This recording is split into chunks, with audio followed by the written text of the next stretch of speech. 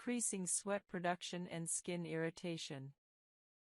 Heat exposure worsens acne.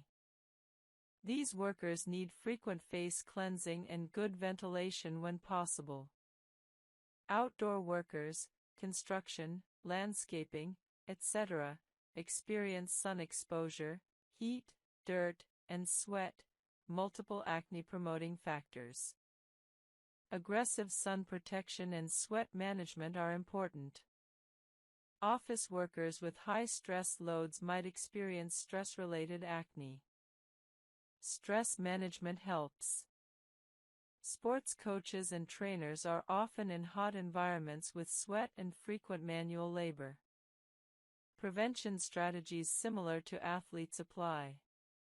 Makeup artists and beauty professionals might have acne from product exposure or allergic reactions.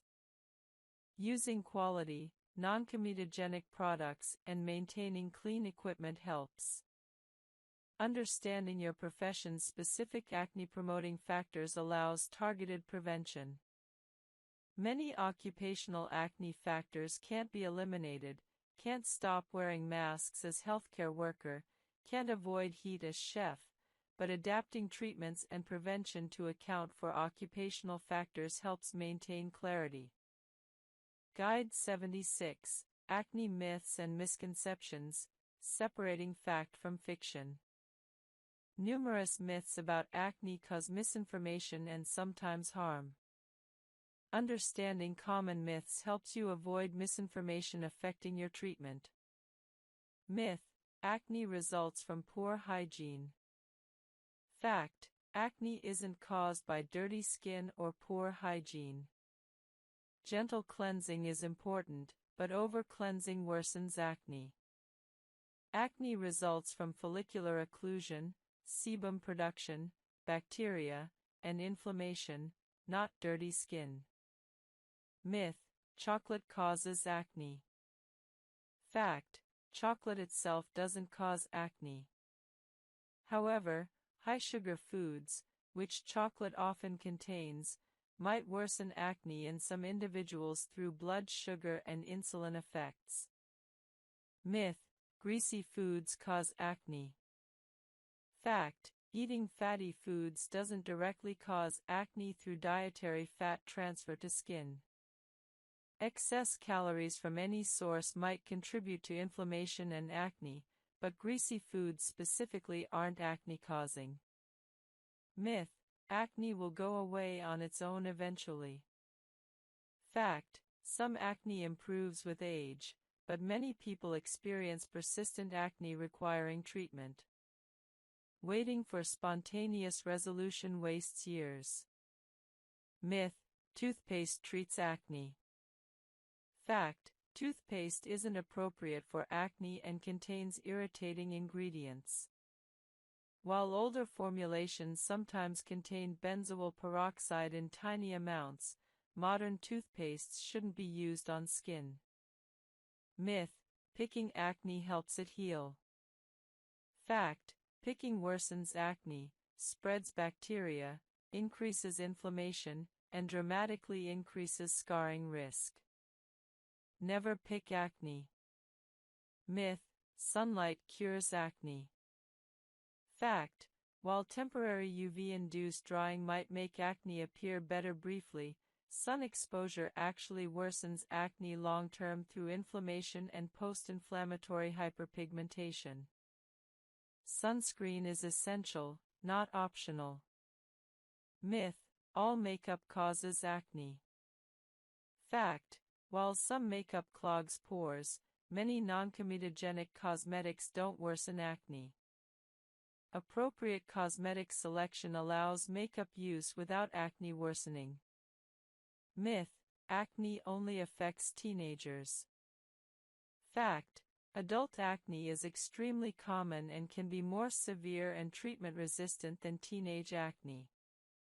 Understanding that these myths are false prevents ineffective or harmful behaviors based on misinformation. Guide 77, Acne Treatment Resistance and When to Escalate Care. If acne doesn't improve despite appropriate treatment, several possibilities exist. Understanding why treatments fail helps guide next steps. Noncompliance is the most common reason treatments fail.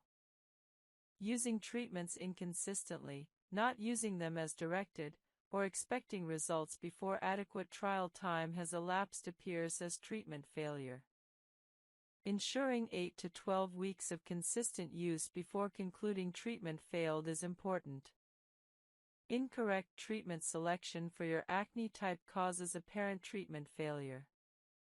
Using treatments inappropriate for your acne type, for example, using salicylic acid for primarily inflammatory acne when benzoyl peroxide would be better, results in inadequate response.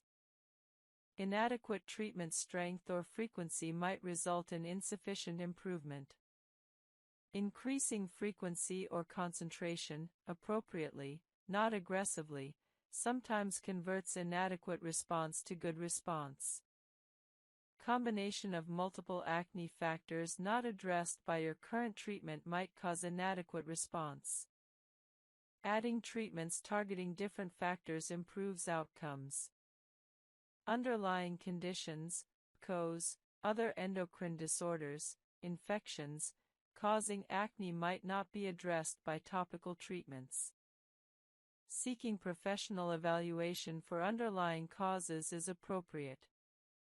Barrier compromise from overuse of strong treatments sometimes appears as treatment failure, constant irritation rather than improvement. Taking a barrier repair break and restarting with gentler approach helps. When to escalate care, if single topical treatments haven't produced adequate improvement after 12 weeks, if your acne is moderate to severe from the start, if you have signs of hormonal acne, if you have deep cystic lesions, if acne is psychologically devastating. Escalating to professional dermatology care, combination treatments, or systemic treatments is appropriate. Professional dermatology can identify why treatments aren't working and recommend appropriate escalation. Don't tolerate inadequate acne improvement indefinitely. Professional help exists. Guide 78, Post-Acne Skin Health Maintenance and Prevention of Future Problems. After achieving clear skin, maintaining skin health beyond just preventing acne ensures long-term skin quality and prevents premature aging. Sun protection remains essential post-acne for preventing aging and ensuring any residual hyperpigmentation doesn't worsen. Sunscreen habit established during acne treatment should continue indefinitely. Barrier health maintenance prevents irritation and premature aging. Continuing appropriate moisturizing even post-acne supports barrier function. Regular exfoliation at appropriate frequency maintains skin clarity without over-exfoliating. Many people benefit from continuing gentle exfoliation, perhaps reduced frequency from treatment levels, long-term. Antioxidant skin care, vitamin C, green tea, others, support skin health beyond acne treatment. These can be incorporated post-acne for anti-aging and general skin health. Retinoids continue providing anti-aging benefits beyond acne treatment. Many people maintain retinoid use specifically for anti-aging rather than acne. Hydration remains important. Maintaining good hydration habits supports skin health long-term. Regular professional skin care, facials, peels, or other treatments, helps maintain skin quality and address any minor concerns before they become problems. Guide 79, Acne Education and Advocacy, Reducing Stigma and Improving Understanding. Acne stigma and misinformation continue affecting people with acne. Education and advocacy help reduce stigma and improve treatment access. Education about acne as a medical condition, not hygiene or lifestyle failure, reduces shame. Educating others. Community health workers trained in acne management can provide guidance and treatment in areas lacking specialist dermatology. Telemedicine potentially extends access to professional dermatology even in resource-limited areas, though internet access is necessary. Simple, low-cost interventions, sun protection, hygiene, lifestyle optimization, remain effective even without expensive treatments. Guide 85, Acne and Gender, Sex-Specific Differences and Considerations. While acne affects all genders, sex-specific hormonal and social factors create gender differences in acne experience warranting gender-specific understanding. Female acne often involves hormonal cyclicity, often concentrating around menstrual cycle phases. Males lack this cyclicity, experiencing more constant acne patterns. Hormonal treatments, oral contraceptives, spironolactone, are standard for female acne but generally inappropriate for males. Males rely on topical treatments and antibiotics primarily. Female-specific acne considerations include menstrual cycle tracking, potential birth control side effects, and pregnancy precautions with acne medications. Male acne might be more severe on average due to higher baseline androgens. However, severe acne affects all genders. Facial hair in males makes treating acne challenging. Beard covers facial acne and prevents topical treatment application. Facial hair also traps moisture and bacteria. Some males benefit from beard care modifications or shaving strategy adjustments. Societal appearance pressure affects genders differently. While appearance standards affect all genders, women might face intensified appearance-focused judgment.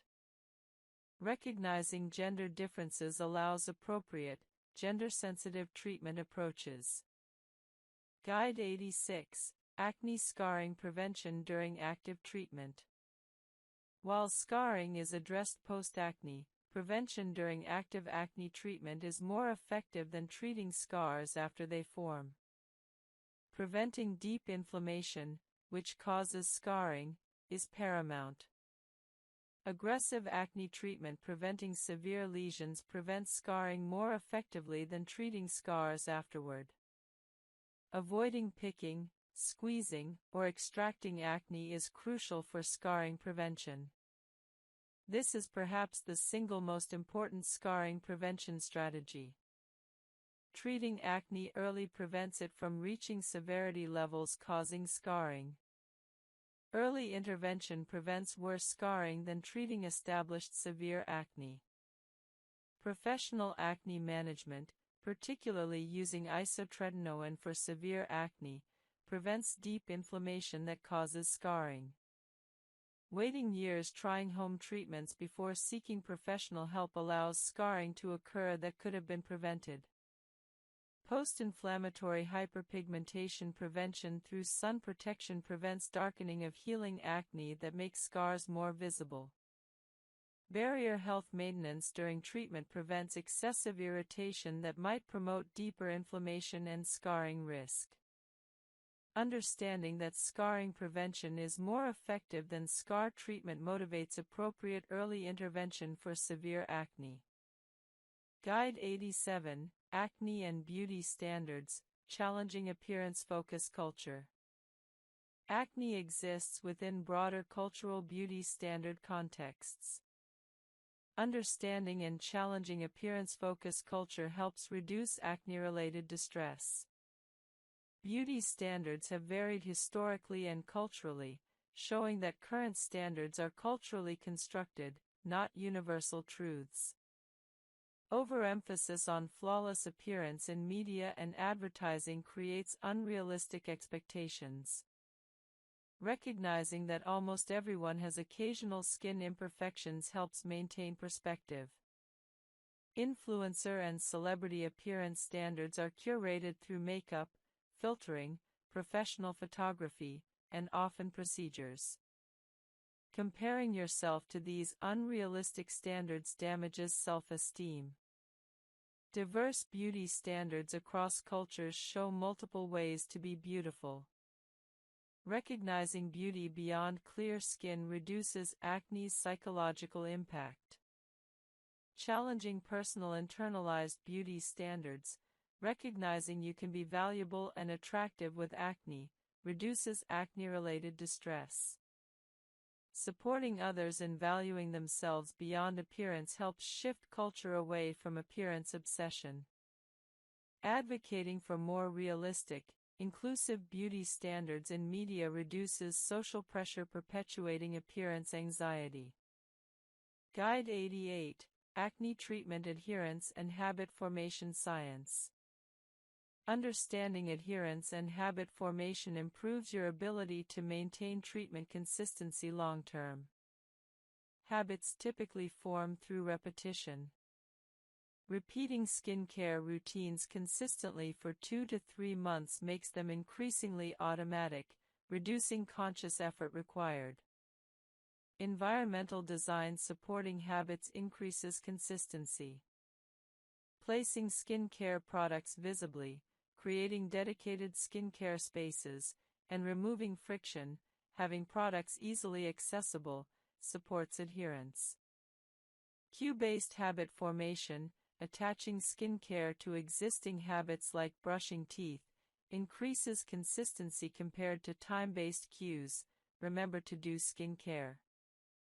Reward associations with skincare, pleasant-smelling products, enjoyable ritual, positive reinforcement, increase adherence through positive conditioning. Accountability partnerships where you report to someone, friend, family, online community, increase consistency through social commitment. Motivation fluctuates. Understanding that motivation naturally varies and developing systems that work regardless of motivation, habit, routine, environment design, helps maintain adherence despite motivation fluctuation. Self-compassion toward occasional lapses prevents them from derailing entire routines. Missing a day occasionally doesn't mean failure. Restarting immediately prevents occasional lapse from becoming permanent abandonment. Guide 89, Acne and Sensory Sensitivities, Managing Treatment for Sensitive Individuals. Individuals with sensory processing sensitivities, common in autism, ADHD, and sensory processing disorders, might struggle with standard skincare routines. Adaptations help these individuals maintain treatment compliance. Sensory preferences vary individually. Some find strong scents overwhelming, others find unscented products leaving no sensory feedback. Understanding your sensory preferences guides product selection. Texture sensitivities affect product tolerability. Lightweight serums might feel pleasant while thick creams feel cloying. Smooth absorbing products feel better than sticky formulations. Temperature sensitivities might affect water temperature for cleansing. Some prefer cool water, others slightly warm, never hot, which damages skin. Routine predictability helps sensory-sensitive individuals. Bacteria and irritants to skin, worsening acne. Clean makeup brushes at least weekly with gentle shampoo or brush cleaner. Replace sponges frequently. Use clean hands or clean applicators when possible rather than dirty brushes. Removal of makeup is crucial. Leaving makeup on overnight allows prolonged contact with pores, promotes bacterial growth, and worsens acne. Thoroughly remove all makeup before bed using an appropriate makeup remover or cleansing oil, followed by your regular cleanser. Double cleansing, first with oil-based remover, then water-based cleanser, is particularly effective for completely removing makeup and sebum. Mineral makeup is often better tolerated by acne-prone skin than conventional makeup. Mineral formulations use zinc oxide, titanium dioxide, and iron oxides as pigments without some of the potentially problematic ingredients in conventional cosmetics. Many mineral makeup lines specifically formulate for acne-prone skin. BB creams and CC creams offer lighter coverage than full foundation while providing some color correction. These lighter formulations are often better tolerated by acne-prone skin than traditional foundations. If you need coverage, consider whether a BB cream provides adequate coverage before resorting to heavier foundation. Tinted moisturizers combine light coverage with hydration, often with less pore clogging potential than foundations. For those with mild acne or seeking light coverage, tinted moisturizers can be a good option. Sunscreen itself should be acne-safe. Many sunscreens worsen acne due to occlusive or comedogenic formulations. Specifically choose sunscreens for acne-prone skin, labeled non-comedogenic, oil-free, or for acne-prone skin. Mineral sunscreens are often better tolerated than chemical sunscreens. Testing new products carefully is essential. Introduce one new cosmetic at a time, using it for 1 to 2 weeks to assess whether it triggers new breakouts. If breakouts appear, discontinue the product and wait for acne to resolve before trying a different product. Testing one product at a time allows you to identify which products your skin tolerates. Some people find that minimizing overall makeup use helps control acne more than finding the perfect acne-safe products. If you use makeup only when necessary rather than daily, less product contact with skin means fewer breakout triggers. Consider whether you actually need all the makeup you're using or whether you could achieve similar results with less product. Professional makeup application services for special events often use heavy product application techniques. If you need professional makeup done, inform the makeup artist about your acne and request lighter application and acne-safe products if possible. Alternatively, request that you apply your own makeup at home after a professional provides guidance. The bottom line: find acne-safe products suitable for your skin, apply minimally, remove thoroughly, and use clean tools. This approach allows you to use cosmetics without significantly exacerbating acne. Guide 30: Building Your Perfect Personalized Skincare Routine, Complete Advanced Framework. After understanding numerous acne treatments and supporting strategies, integrating all this knowledge into a personalized, optimized skincare routine that works specifically for your skin is essential. This comprehensive framework guides you through creating your perfect routine. Step 1: Identify your specific acne profile. Are you primarily comedonal, blackheads, whiteheads? Inflammatory, red pimples, pustules? Hormonal, deep cystic lesions? Severe mixed type? Fungal acne? Acne cosmetica? Your acne type guides which treatments are most appropriate. Comedonal acne particularly benefits from salicylic acid. Inflammatory acne responds best to benzoyl peroxide. Hormonal acne often requires systemic hormonal treatment. Fungal acne requires antifungal treatments. Getting your acne type right prevents wasting time on ineffective treatments. Step 2: Assess your skin type and sensitivities. Is your skin oily, dry, combination, or balanced? Very sensitive or robust? Do you have history of allergic reactions? Do you have rosacea or other reactive conditions? This information determines which products and concentrations your skin tolerates. Sensitive skin requires gentler products, lower active ingredient concentrations, and slower introduction of new treatments. Oily skin tolerates stronger treatments and higher concentrations. Dry skin requires careful moisturizing even while using drying treatments. Step 3. Evaluate contributing factors. What worsens your acne? Stress, hormonal cycles, certain foods, sleep deprivation, specific products, environmental factors. Identifying contributing factors allows you to address root causes alongside medical treatment.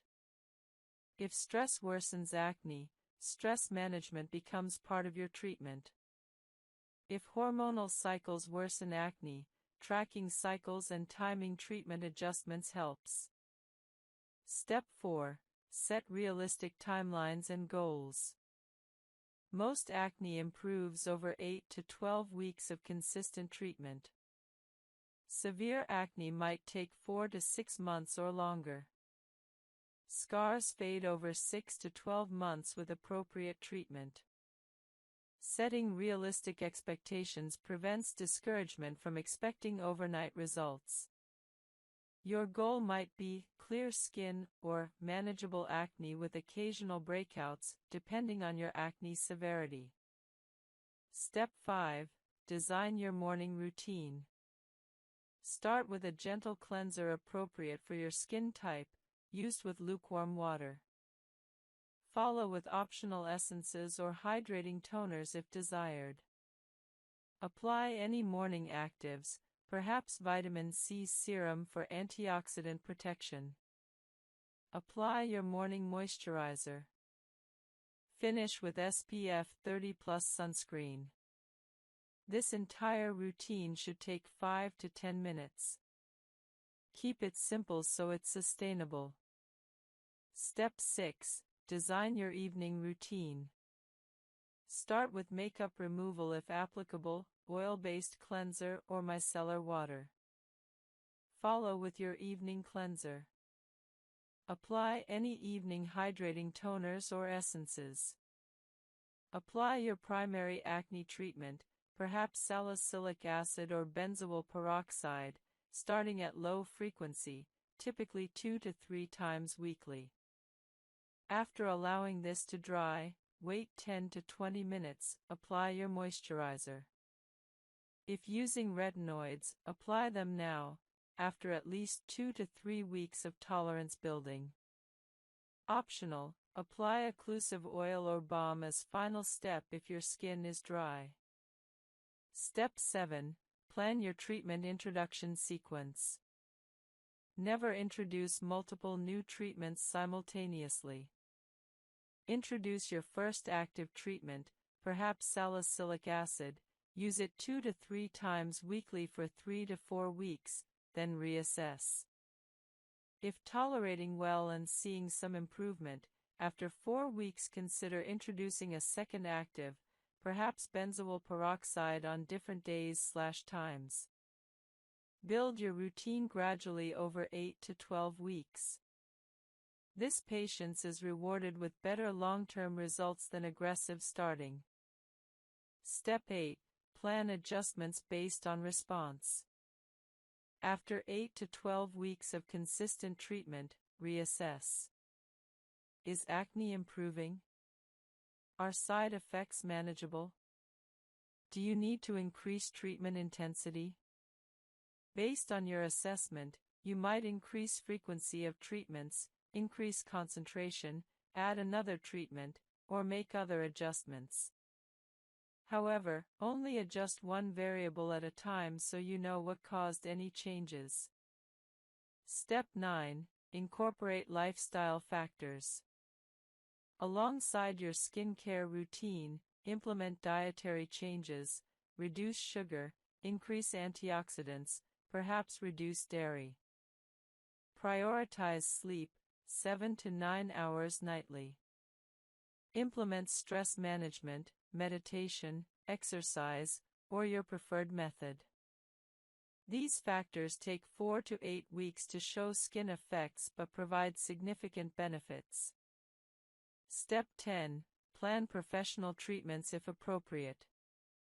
If after 12 weeks of diligent home care your acne hasn't adequately improved, consider professional treatments like chemical peels, laser, or blue light therapy. Monthly professional treatments combined with home care often produce better results than home care alone for moderate to severe acne. Step 11. Plan long-term maintenance. Once your acne clears, identify which treatments were essential for your success and continue them at maintenance levels. Your maintenance routine might be simpler than your treatment routine, perhaps just retinoid at night and sunscreen during the day, but it should continue indefinitely to prevent acne recurrence. Step 12. Build flexibility for adjustments. Your perfect routine isn't static. Seasonal changes, life stress changes, hormonal cycles, and other factors might necessitate routine adjustments. Have a plan for intensifying treatment during high-risk times, increased stress, menstrual cycle high-risk phase. Be willing to adjust your routine based on your skin's response rather than rigidly sticking to something not working. A sample personalized routine for moderate inflammatory acne might look like: morning, gentle cleanser niacinamide serum, optional, lightweight moisturizer SPF 30+ sunscreen. Evening, makeup removal if applicable, gentle cleanser hydrating toner/essence, optional, benzoyl peroxide 2.5%, 3 to 4 times weekly initially, moisturizer optional, retinoid, starting 2 to 3 times weekly after tolerance built. Lifestyle, 7 to 9 hours sleep, 30 minutes exercise 5 times weekly, stress management, diet emphasizing whole foods with reduced sugar. Professional, monthly superficial chemical peels if available. Timeline, 8 to 12 weeks for significant improvement, 6 months for near-complete clarity. This framework is meant as guidance, not prescription. Your perfect routine will be unique to your specific acne type, skin characteristics, lifestyle, and preferences.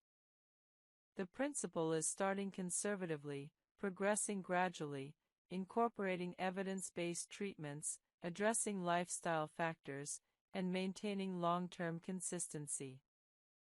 This approach works because it respects your individual skin while following scientific principles of acne treatment.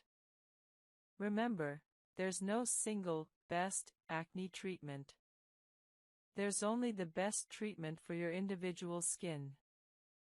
Finding that treatment requires. Most retinization symptoms peak at weeks 2 to 4 and resolve by weeks 6 to 8. However, expecting this phase mentally prepares you to persist through it rather than discontinuing retinoids prematurely. Managing retinization involves strategic moisturizing.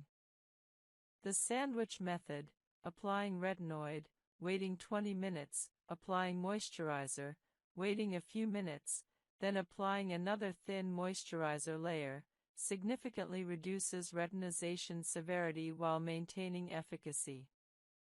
As your skin adapts over 8 to 12 weeks, you can gradually stop using the sandwich method, eventually applying retinoid directly to dry skin. Buffering retinoid strength temporarily by mixing it with moisturizer reduces irritation without substantially compromising effectiveness.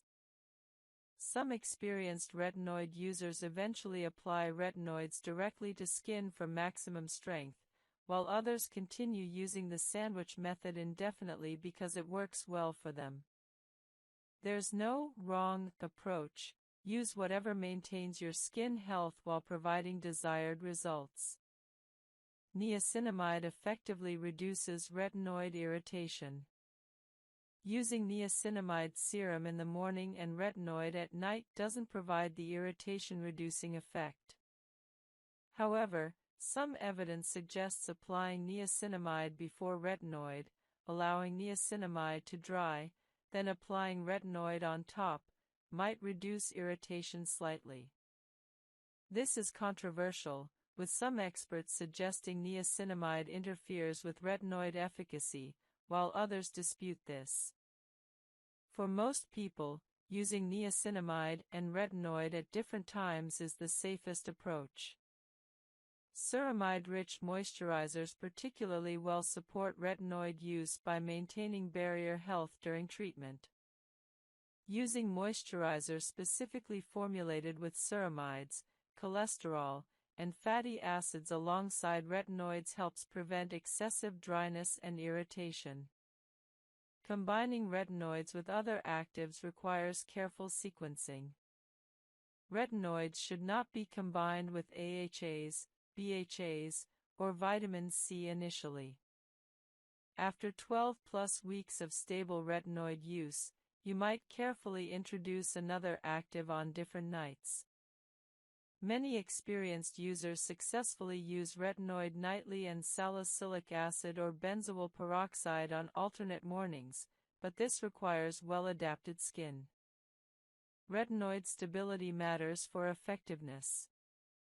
Retinol degrades with light and air exposure. Products in opaque, airtight packaging remain stable longer than those in clear or non-airtight packaging. Storing retinoid products in cool, dark places preserves stability. Retinoids become less effective as they degrade, so proper storage extends product effectiveness and lifespan. Retinoid pulse dosing, using retinoids intensively for periods, then taking breaks, is a strategy some dermatologists recommend. The theory is that continuous daily use might cause adaptation, reduced effectiveness, while pulsing maintains efficacy. However, most retinoid experts recommend continuous daily use for consistent results. Occasional breaks for barrier repair are reasonable, but pulsing isn't necessary for maintaining retinoid effectiveness long-term. Combination retinoid protocols use multiple retinoids simultaneously for enhanced benefit. For example, using low-concentration tretinoin at night combined with retinol in the morning. However, this advanced approach requires very well-adapted skin and should only be attempted under professional guidance. It increases irritation risk and isn't necessary for most people. Pregnancy and retinoid use requires special consideration. Retinoids are teratogenic and should not be used during pregnancy. Women of childbearing potential using isotretinoin must use reliable contraception. Tretinoin used during pregnancy is controversial. Some studies suggest it's safe at prescribed topical doses where systemic absorption is minimal, while others recommend avoiding it. Discuss retinoid use with your obstetrician if planning pregnancy or pregnant. Adapting retinoid use seasonally may be beneficial. In winter, when skin is naturally drier, you might reduce retinoid frequency or concentration, or increase moisturizing support. In summer, if your skin tolerates it, you might increase retinoid frequency for more aggressive treatment. Signs of excessive retinoid use include severe dryness, persistent redness beyond the initial retinization phase, barrier compromise, or contact dermatitis. If you experience these, reduce frequency or concentration. There's no badge of honor for using the highest concentration or frequency if your skin is suffering. Optimal retinoid use maintains healthy skin while providing acne and anti-aging benefits. Guide 34. Sleep quality and acne, mechanisms, optimization strategies, and sleep-specific skin care. Sleep profoundly affects acne through multiple physiological mechanisms. Understanding sleep acne connections and implementing sleep optimization and sleep-specific skincare significantly improves acne. During sleep, your body undergoes restorative processes crucial for skin health. Growth hormone peaks during deep sleep, supporting skin repair and collagen production. Cortisol, the stress hormone, declines during sleep, reducing inflammation. Immune function is enhanced during sleep, supporting the body's ability to fight infection-causing bacteria. Cellular turnover occurs during sleep, with dead skin cells being replaced by new ones. All these processes directly support clear, healthy skin. Poor sleep disrupts these beneficial processes. Insufficient sleep, less than 7 hours nightly, increases cortisol, promotes inflammation, impairs immune function, and disrupts cellular turnover. The result is worsened acne within days of poor sleep. Many people notice acne worsening after only 1 or 2 nights of insufficient sleep, demonstrating sleep's direct acne effects. Sleep timing matters as much as sleep duration. Your body has a circadian rhythm, an internal clock regulating hormone release and physiological processes. Disrupted circadian rhythm, from shift work, irregular sleep schedules, or jet lag, worsens acne even if total sleep duration is adequate. Maintaining consistent sleep schedules, going to bed and waking up at the same times daily, optimizes circadian rhythm function and supports skin health. Sleep quality matters beyond duration. Fragmented sleep with frequent awakenings, even if total sleep time is adequate, compromises skin health. Poor sleep quality is associated with worse acne. Improving sleep quality requires addressing sleep disruptions through sleep hygiene optimization. Sleep position might influence acne through mechanical and bacterial mechanisms. Sleeping on your back avoids facial contact with pillows and your hands, reducing friction acne and bacterial transfer to your face. Sleeping on your side or stomach involves prolonged face pillow contact, increasing friction and bacterial exposure. However, changing sleep position is difficult if you're not accustomed to it. If you naturally sleep on your side or stomach, prioritize other acne management strategies rather than forcing an uncomfortable sleep position change. Pillowcase cleanliness significantly impacts acne. Dirty pillowcases accumulate bacteria, oil, and dead skin cells, all of which transfer to your face during sleep. Some dermatologists recommend changing pillowcases every 2 to 3 days for acne-prone individuals. Alternatively, sleeping on a clean towel over your pillowcase and changing the towel daily is effective and economical. Some people with severe acne benefit from silk or satin pillowcases, which create less friction and accumulate less bacteria than cotton. Bedroom temperature affects sleep quality. Warmer rooms increase perspiration, creating a moist environment promoting bacterial growth and acne. A cooler bedroom, around 65 to 68 degrees Fahrenheit or 18 to 20 degrees Celsius, supports better sleep and reduces nighttime sweating. If your bedroom is too warm, using a fan or air conditioning improves both sleep quality and acne through multiple mechanisms. Humidity in the bedroom affects skin and sleep. Excessively dry air, from heating systems or dry climate, irritates skin and disrupts sleep. Excessively humid air promotes bacterial growth and acne. Moderate humidity, 30 to 50%, is optimal. Using a humidifier in dry climates or a dehumidifier in humid climates optimizes sleep environment and supports skin health. Light exposure, particularly blue light from screens, suppresses melatonin production, disrupting sleep timing and quality. Using devices before bed worsens sleep through this mechanism. Stopping screen use 30 to 60 minutes before bed improves sleep quality. Using blue light filters on devices if evening screen use is unavoidable provides some protection. Laser treatments require careful consideration for darker skin types. Many traditional lasers carry higher complication risk in darker skin, including post-inflammatory hyperpigmentation and depigmentation. Lasers specifically designed for darker skin types or lower fluence approaches are preferable. This is one area where working with dermatologists experienced in treating darker skin types is particularly important. Cultural attitudes toward acne and appearance affect treatment seeking and treatment consistency. Some cultures have strong stigma around acne, while others are more accepting. Understanding your cultural context and how it affects your response to acne helps manage psychological impact.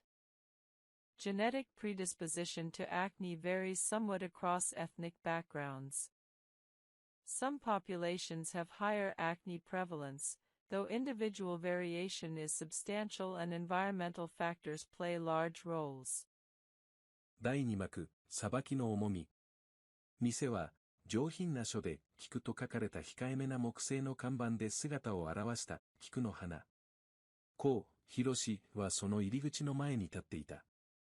蜂蜜色の木で作られた引き戸からは、高級感と特別感が静かに伝わってくる。障子越しには、朝の仕込みの音がかすかに聞こえた、まな板を叩く包丁のリズム、水が流れる音、鋼同士がぶつかる金属音。彼は到着の時間を入念に測った、午前10時47分。朝食の片付けが終わり、昼の準備に取り掛かるその狭間は、厨房が人手の必要を見極める絶妙なタイミングだ。引き戸を開ける彼の手は、わずかに震えていた。いらっしゃいませ。奥から自動的に声がかかり、慌ただしい足音が続いた。真新しい着物を着た若い女性が現れ、笑顔で迎えかけたが、コウの姿を見るとその笑みが一瞬で曇った。あ、すみません、おじさん。彼女は高齢の男性に使う砕けた呼び方でそう言った。それはコウの胸に小さな歯のように突き刺さった。お昼の営業は正午からなんです。求人の件で来ました。コウは声を乱さずに答えた。厨房スタッフの募集です。彼女の目は、擦り切れたカーディガン、年齢を感じさせる手、わずかに前かがみになった背中を素早く見回した。あ、少々お待ちください。彼女は奥へ引っ込み、コウは玄関先に配達員のように取り残された。店内は本気度を物語っていた。ヒノキの一枚板でできた長いカウンターは、すべての席が寸分の狂いもなく配置されている。カウンターの奥では厨房が輝いていた。磁気ストリップに並んだドイツ製の包丁、光を反射して小さな太陽のように輝く銅鍋。しつらえは現代的でありながら伝統への敬意を忘れていない若い世代がネオ懐石と呼ぶスタイルだ。何の用だ？威厳を含んだ声が空気を切った。厨房から男が現れた。35歳くらいだろうか、白衣は刃物のようにパリッとしている。シェフボー、トックはおしゃれに傾けられ、両腕には真剣に厨房を渡り歩いてきたことを物語る火傷と傷跡が刻まれていた。これが、この店の料理長なのだろう。Guide 41, Microneedling RF and Advanced Microneedling Technologies for Acne Scarring. Advanced microneedling technologies combine traditional microneedling with additional energy sources or techniques for enhanced results in acne scar treatment. Understanding these advanced options helps you select appropriate professional treatments. Radiofrequency, RF, microneedling combines microneedling with radiofrequency energy delivered through the needles. As needles penetrate skin, they deliver RF energy at depth, providing enhanced collagen stimulation compared to standard microneedling. The combination approach produces more dramatic results but with more significant post-treatment appearance changes. Recovery involves 5 to 7 days of significant redness and swelling compared to 3 to 5 days for standard microneedling. Microneedling depth significantly affects results and recovery. Shallow microneedling, 0.5 mm, primarily addresses surface concerns with minimal downtime. Medium depth, 1 to 1.5 mm, addresses scarring moderately with moderate downtime.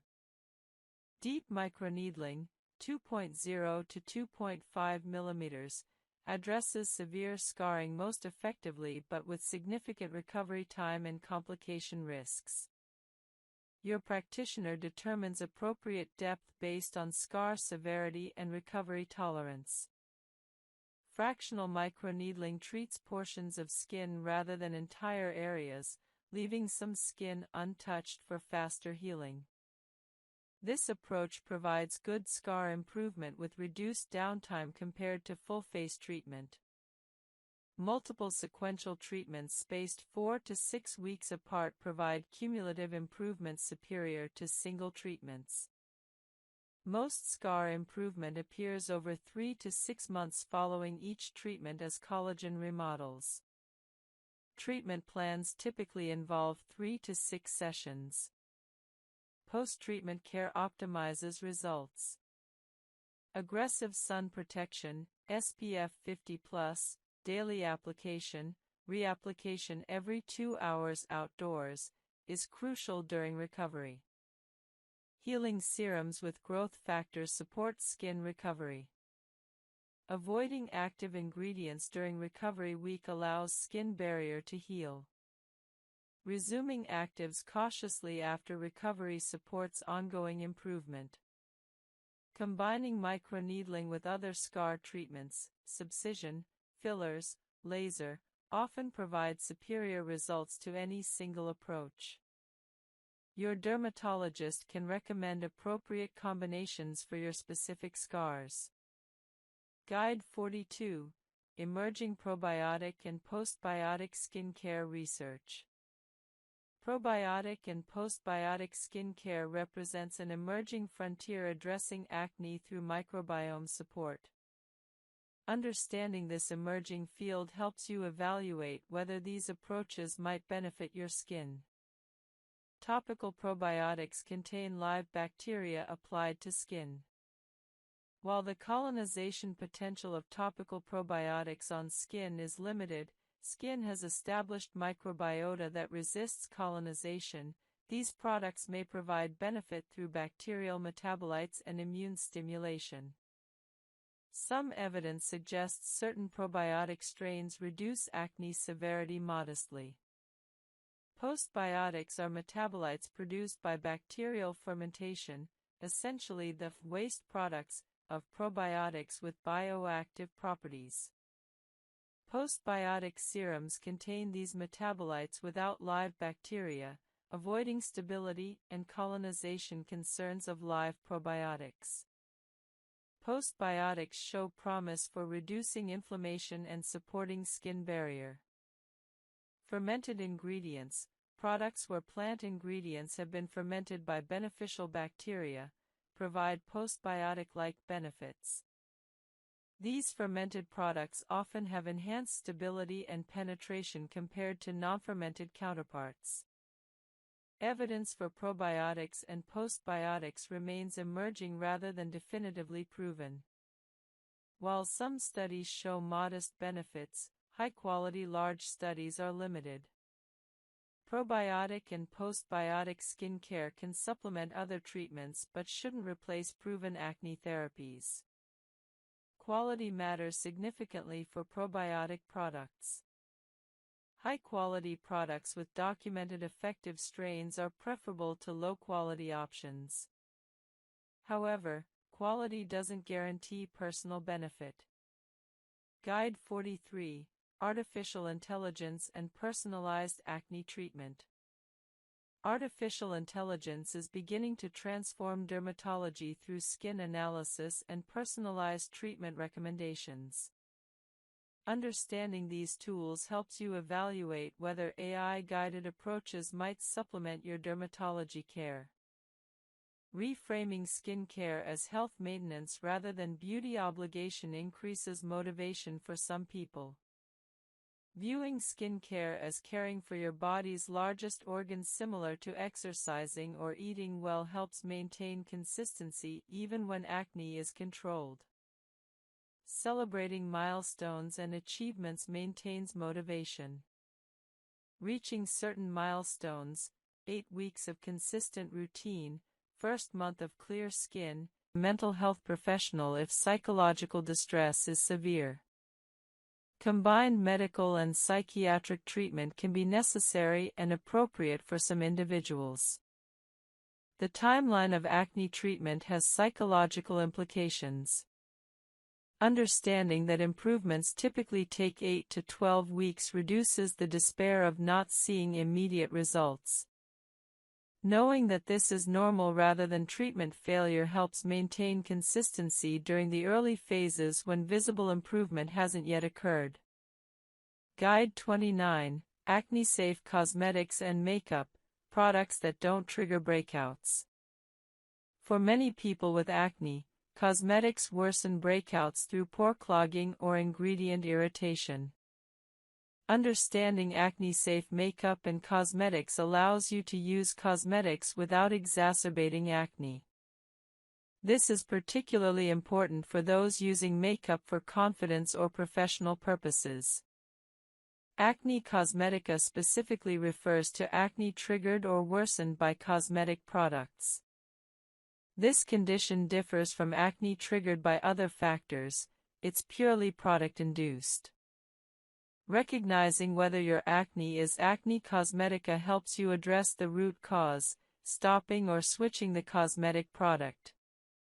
Non-comedogenic labeling indicates products formulated not to clog pores or trigger acne in most people. However, non-comedogenic is not strictly regulated by the FDA, and what's non-comedogenic for one person might be comedogenic for another. Non-comedogenic labeling provides guidance but isn't a guarantee. Foundation is perhaps the most likely cosmetic product to trigger acne, as it's applied to large facial areas and remains on skin for extended periods. Silicone-based foundations often trap bacteria and sebum more readily than other formulations. Oil-free, water-based, or mineral foundations are generally better tolerated by acne-prone skin. Powder foundations allow better skin breathing than heavy liquid foundations. Additionally, looser application, don't cake it on, reduces pore clogging. Primers can exacerbate acne by creating an occlusive barrier over skin. If you use primer, choose lightweight formulations and don't over-apply. Some people with acne find that skipping primer entirely reduces breakouts without sacrificing makeup staying power. Concealers often contain heavy pigments and binders that can clog pores. Use sparingly, focusing concealer only on areas actually needing coverage rather than applying all over the face. Cream concealers are often heavier than stick or powder formulations. Powder concealers are generally lighter and better tolerated by acne-prone skin. Blushes in powder form are generally better tolerated than cream or liquid formulations. Mineral-based blushes are often less problematic than other types. Apply blush lightly. Heavy application increases pore clogging risk. Setting sprays and powders can help prevent foundation migration while reducing the need for heavy foundation application. Light powder setting rather than additional product buildup can actually improve makeup longevity while reducing acne trigger risk. Eyeshadow, eyeliner, and mascara are less likely to trigger facial acne, unless you're rubbing your eyes and transferring product to your face. However, avoid eyeshadow that falls onto your cheeks or near your cheekbones where it might clog pores. Waterproof mascara and eyeliner can be harder to remove, potentially leaving residue that accumulates and irritates skin. Ensuring thorough removal of eye products is important. Lip products can contribute to acne in the perioral area. Heavy, occlusive lipsticks might trigger breakouts around the mouth. Lighter formulations and careful removal reduce this risk. Some lip products contain irritating ingredients that, while not technically triggering acne, irritate the perioral skin, making breakout appearance worse. Makeup brushes and applicators accumulate bacteria, dust, and product residue. Dirty brushes directly transfer bacteria and irritants to skin, worsening acne. Clean makeup brushes at least weekly with gentle shampoo or brush cleaner. Replace sponges frequently. Use clean hands or clean applicators when possible rather than dirty brushes. Removal of makeup is crucial. Leaving makeup on overnight allows prolonged contact with pores, promotes bacterial growth, and worsens acne. Thoroughly remove all makeup before bed using an appropriate makeup remover or cleansing oil, followed by your regular cleanser. Double cleansing, first with oil-based remover, then water-based cleanser, is particularly effective for completely removing makeup and sebum. Mineral makeup is often better tolerated by acne-prone skin than conventional makeup.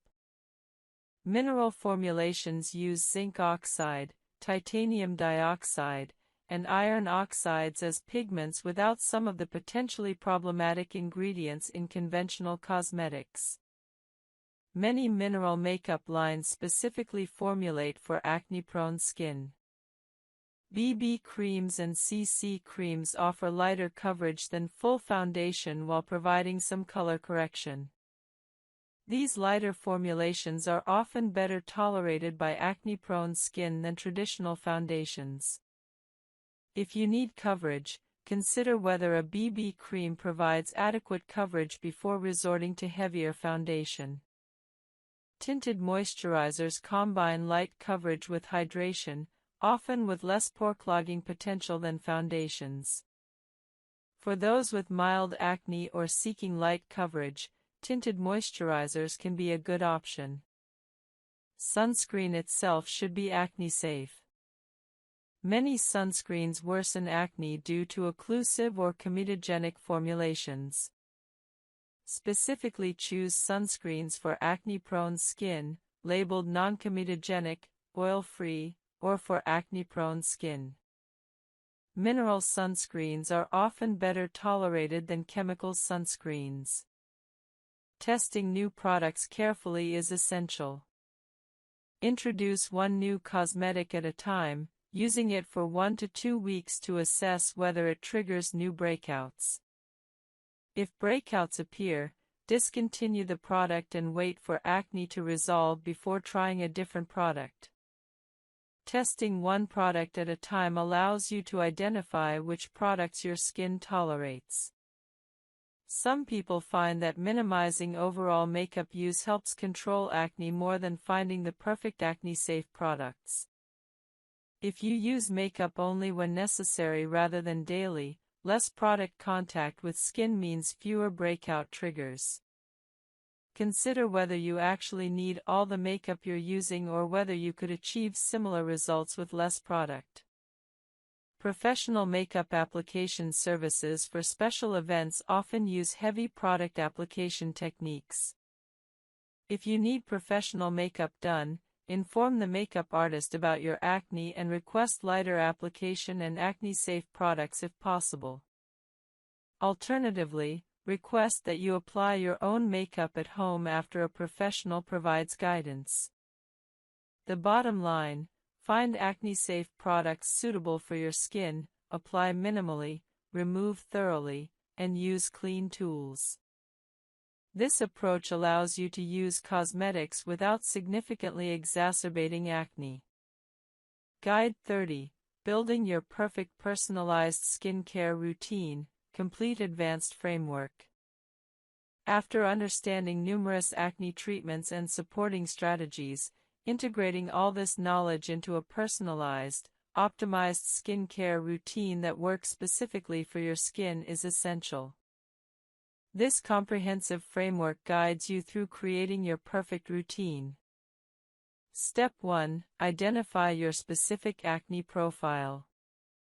Are you primarily comedonal, blackheads, whiteheads? Inflammatory, red pimples, pustules? Hormonal, deep cystic lesions? Severe mixed type? Fungal acne? Acne cosmetica? Your acne type guides which treatments are most appropriate. Comedonal acne particularly benefits from salicylic acid. Inflammatory acne responds best to benzoyl peroxide. Hormonal acne often requires systemic hormonal treatment. Fungal acne requires antifungal treatment.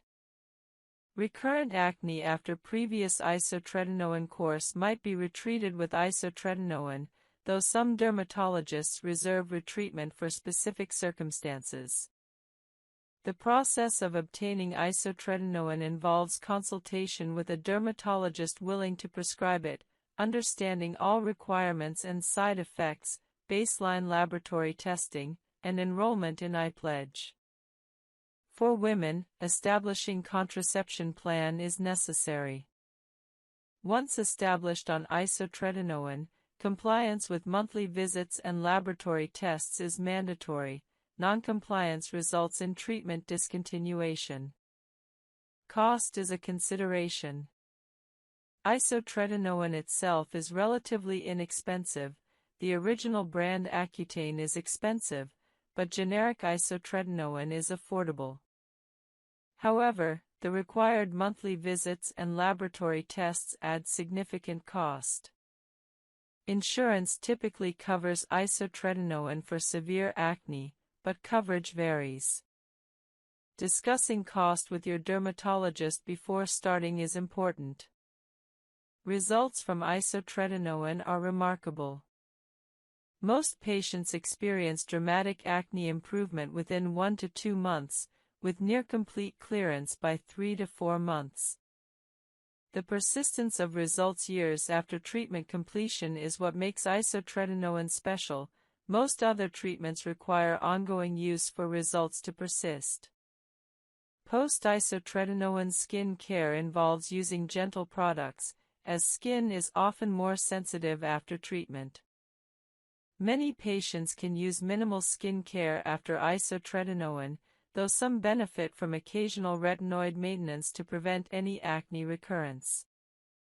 Most patients can essentially stop acne-focused skin care and use only basic skin care and sunscreen. Isotretinoin should not be your first treatment.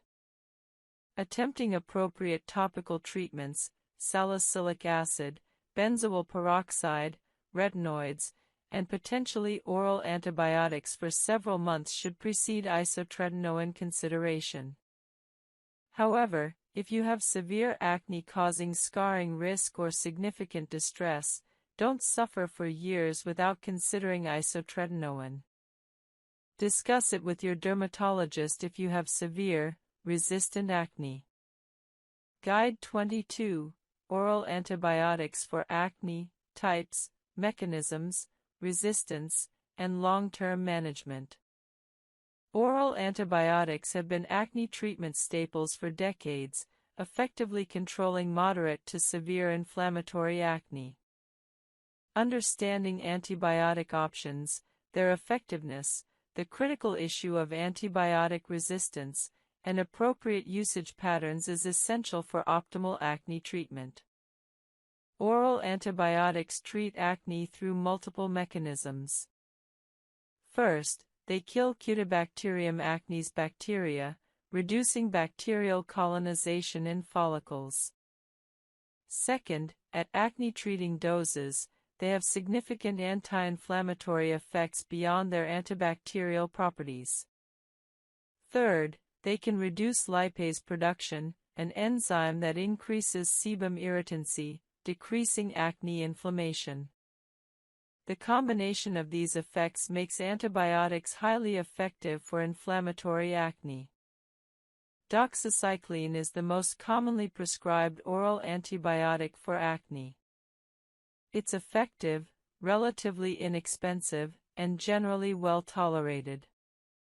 Typical dosing is 100 mg once or twice daily. Doxycycline has additional anti-inflammatory effects beyond its antibacterial action, partly explaining its effectiveness for acne. However, doxycycline has notable drawbacks. It can cause photosensitivity, sun sensitivity, so strict sunscreen use is essential during treatment. It can cause esophageal irritation if not taken properly, requiring taking it upright with significant water and not lying down for 30 minutes afterward. Some women experience vaginal yeast infections due to disruption of normal bacterial flora. Birth control pill effectiveness can be reduced by doxycycline in some individuals, requiring backup contraception. Minocycline is an alternative tetracycline antibiotic with similar effectiveness to doxycycline. It's lipophilic, fat-soluble, allowing it to penetrate sebaceous glands well. Minocycline can cause blue discoloration of skin and mucous membranes with long-term use. While this is reversible upon discontinuation, it's an undesirable potential side effect. Minocycline also has slightly higher risks of drug-induced lupus and autoimmune hepatitis compared to doxycycline, though these are rare. Many dermatologists now prefer doxycycline over minocycline due to these considerations. Azithromycin is a macrolide antibiotic sometimes used for acne. It's taken at lower doses than typical infection-treating doses, 250 mg 3 times weekly. Azithromycin has strong anti-inflammatory effects. However, Cutibacterium acnes resistance to azithromycin is increasingly common, making it less reliable than tetracyclines. Azithromycin is often reserved for patients who cannot tolerate tetracyclines. Trimethoprim sulfamethoxazole, TMPSMX, is a combination antibiotic occasionally used for acne, particularly in patients who cannot tolerate tetracyclines. However, it's less effective than tetracyclines and has higher allergy rates, limiting its use. Combining retinoids with other acne treatments provides advanced results.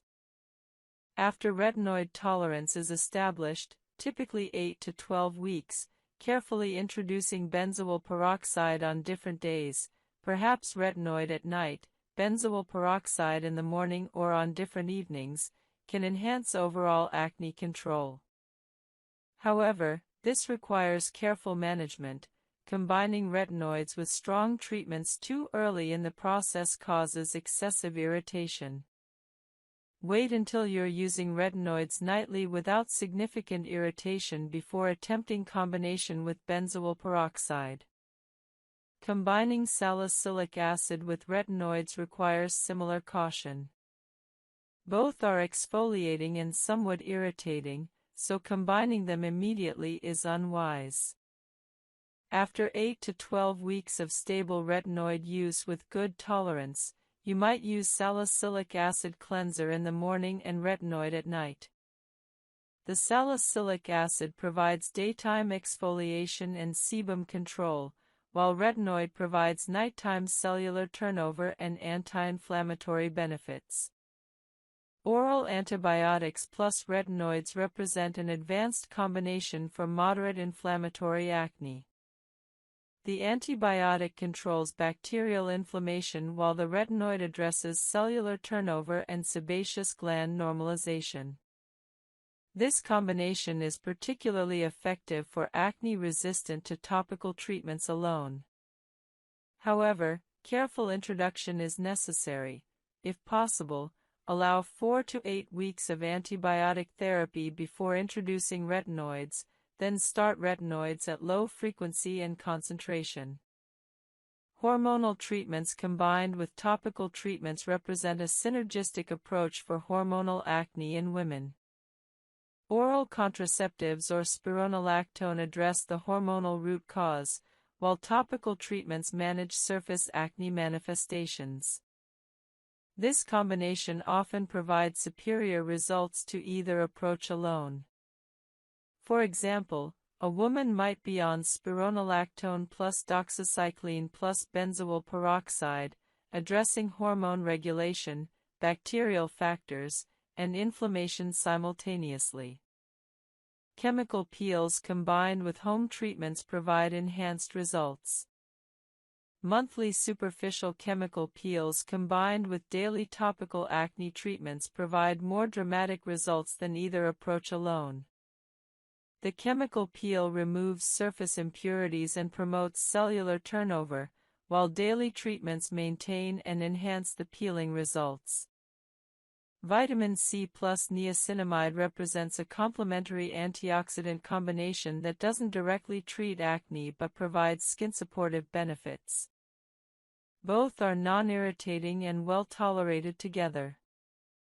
Apply vitamin C in the morning for antioxidant protection, and niacinamide can be included in morning or evening moisturizers. These support overall skin health during active acne treatment. Important principles for combination therapy. Never introduce multiple new treatments simultaneously. If you want to combine treatments, introduce them sequentially. Establish tolerance to one treatment before adding another or trigger acne. The ingredients matter significantly. Lightweight hydrating ingredients like hyaluronic acid, glycerin, and humectants hydrate without being occlusive or pore clogging. Niacinamide hydrates while also having acne-fighting properties. Centella asiatica, SICA, soothes irritation and supports skin barrier function. Ceramides strengthen your skin barrier, which is particularly important when using strong acne treatments. Avoid heavy oils and butters if you have acne-prone skin. Coconut oil, shea butter, and petroleum jelly can clog pores in susceptible individuals. However, some facial oils specifically designed for acne-prone skin can be beneficial. Jojoba oil, squalane oil, and rosehip seed oil are lightweight and non-comedogenic for most people. If you choose to use facial oil, use sparingly, just a few drops mixed into your moisturizer or applied as the last step of your routine. Texture matters when choosing a moisturizer for acne-prone skin. Lightweight gels absorb quickly and won't leave your skin feeling greasy.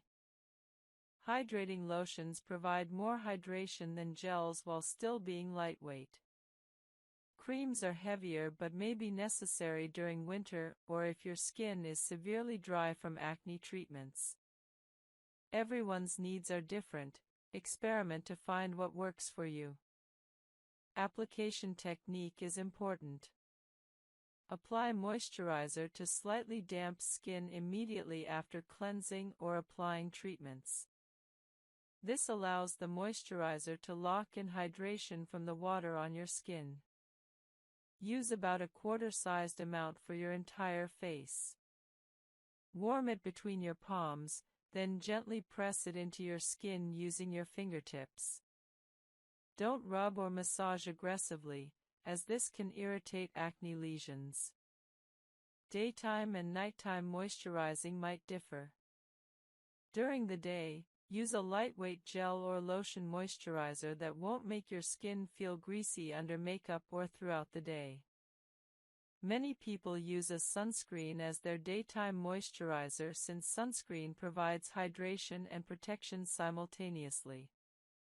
At night, you can use a slightly richer moisturizer if desired, though many people use the same moisturizer day and night.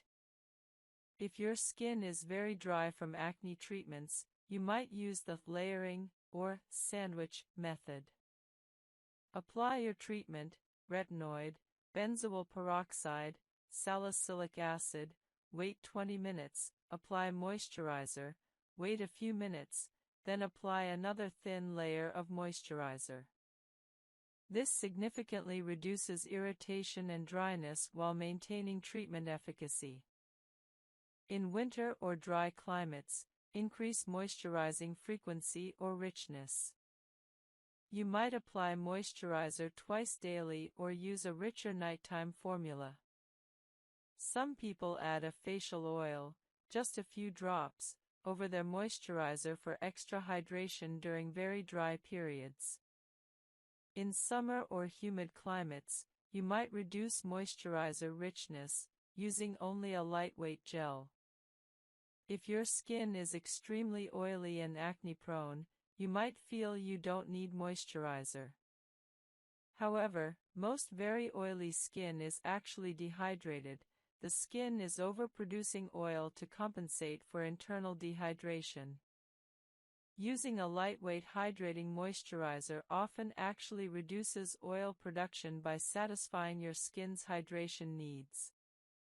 Sunscreen functions as both protection and moisturizer. Many quality sunscreens for daily use include hydrating ingredients. Use a sunscreen as your daytime moisturizer, applying it after your morning skincare routine and before makeup.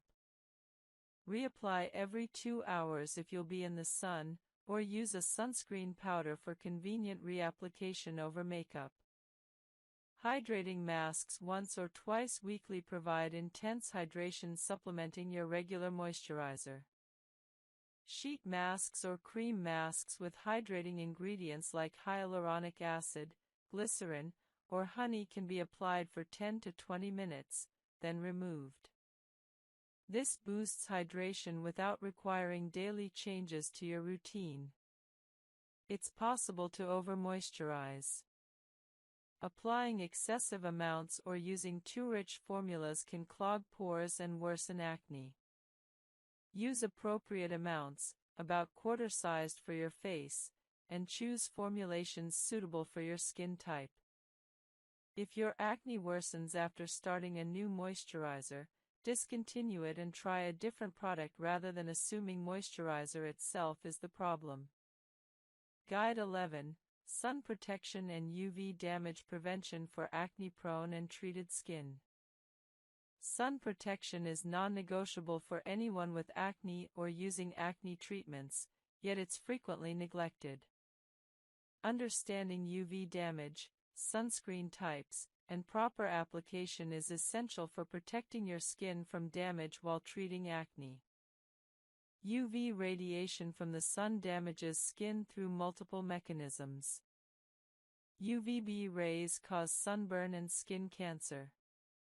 UVA rays penetrate deeply, causing aging, wrinkles, and skin cancer. Both types of UV radiation increase inflammation, which worsens acne. Additionally, UV exposure causes post-inflammatory hyperpigmentation, dark marks remaining after acne heals, to darken significantly and persist longer. Without sun protection, acne marks that might fade within 3 to 4 months can persist for a year or longer. Many acne treatments increase photosensitivity, making skin more susceptible to sun damage. Retinoids significantly increase UV sensitivity. Salicylic acid and benzoyl peroxide cause mild photosensitivity. Chemical exfoliants, AHAs, BHAs, increase sun sensitivity. Vitamin C also increases sensitivity in some formulations.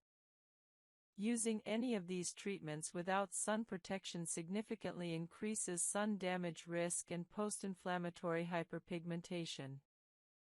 Sunscreen comes in 2 main types: mineral, physical, and chemical. Mineral sunscreens contain zinc oxide or titanium dioxide, which reflect UV rays. They're generally well tolerated, work immediately upon application, and rarely cause irritation. However, they can leave a white cast on skin and may feel heavy.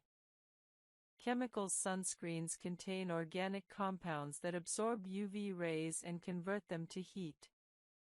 They're typically lightweight and invisible on skin but may cause irritation in sensitive individuals and require application 15 minutes before sun exposure to be effective. For acne-prone skin, sunscreens labeled non-comedogenic or for acne-prone skin are essential. Many facial sunscreens are specifically formulated to be lightweight and non-clogging. Combination sunscreens containing both mineral and chemical ingredients often provide the best balance of effectiveness and wearability for acne-prone skin. SPF, sun protection factor, indicates protection against UVB rays. SPF 15 blocks about 93% of UVB rays, SPF 30 blocks about 97%, and SPF 50 blocks about 98%. For daily use with acne-prone skin, SPF 30 is the minimum recommended. SPF 50 provides slightly better protection if you'll be outside for extended periods. However, SPF rating says nothing about UVA protection.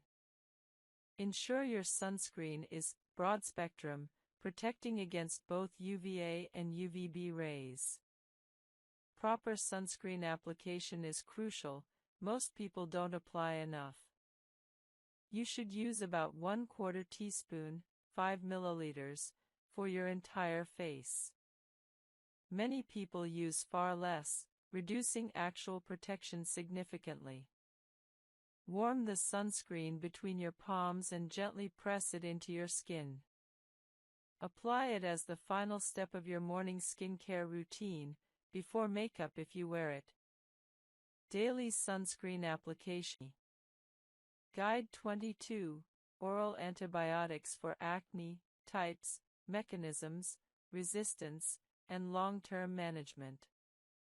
Oral antibiotics have been acne treatment staples for decades, effectively controlling moderate to severe inflammatory acne. Understanding antibiotic options, their effectiveness, the critical issue of antibiotic resistance, and appropriate usage patterns is essential for optimal acne treatment. Oral antibiotics treat acne through multiple mechanisms.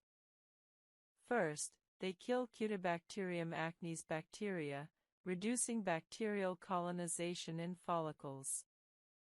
Second, at acne-treating doses, they have significant anti-inflammatory effects beyond their antibacterial properties.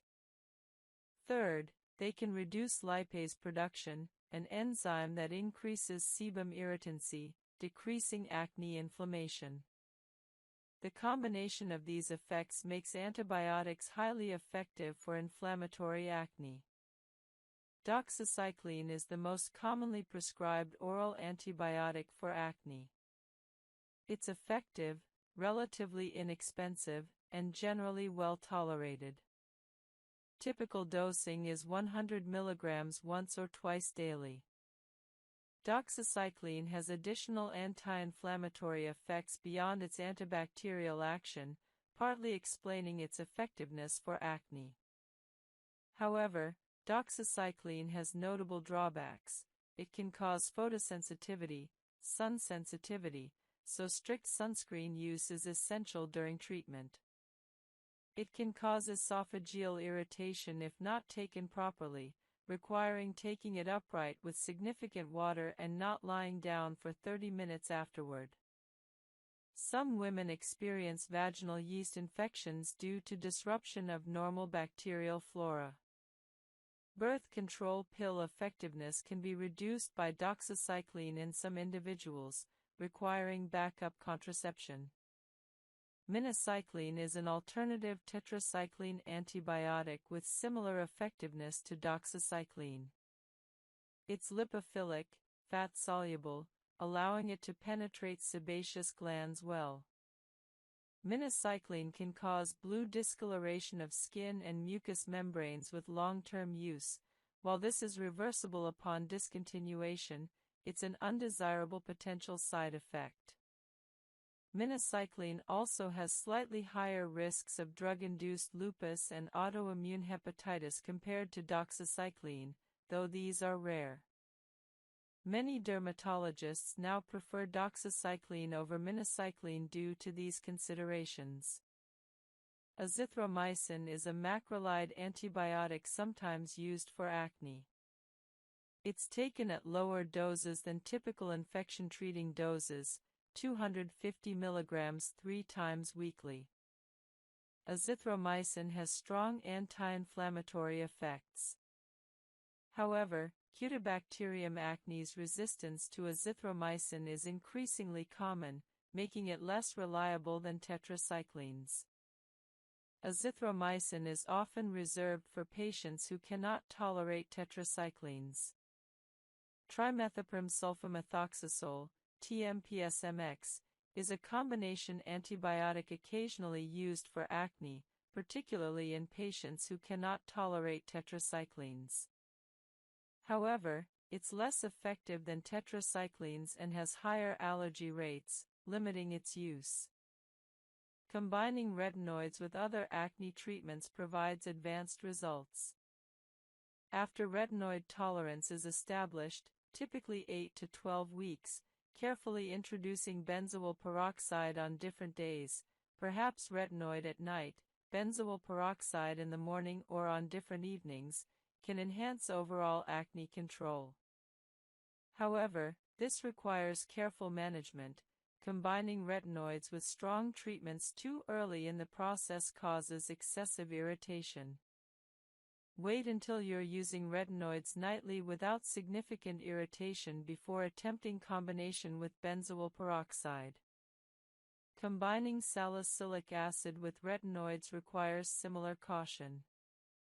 Both are exfoliating and somewhat irritating, so combining them immediately is unwise. After 8 to 12 weeks of stable retinoid use with good tolerance, you might use salicylic acid cleanser in the morning and retinoid at night. The salicylic acid provides daytime exfoliation and sebum control, while retinoid provides nighttime cellular turnover and anti-inflammatory benefits. Oral antibiotics plus retinoids represent an advanced combination for moderate inflammatory acne.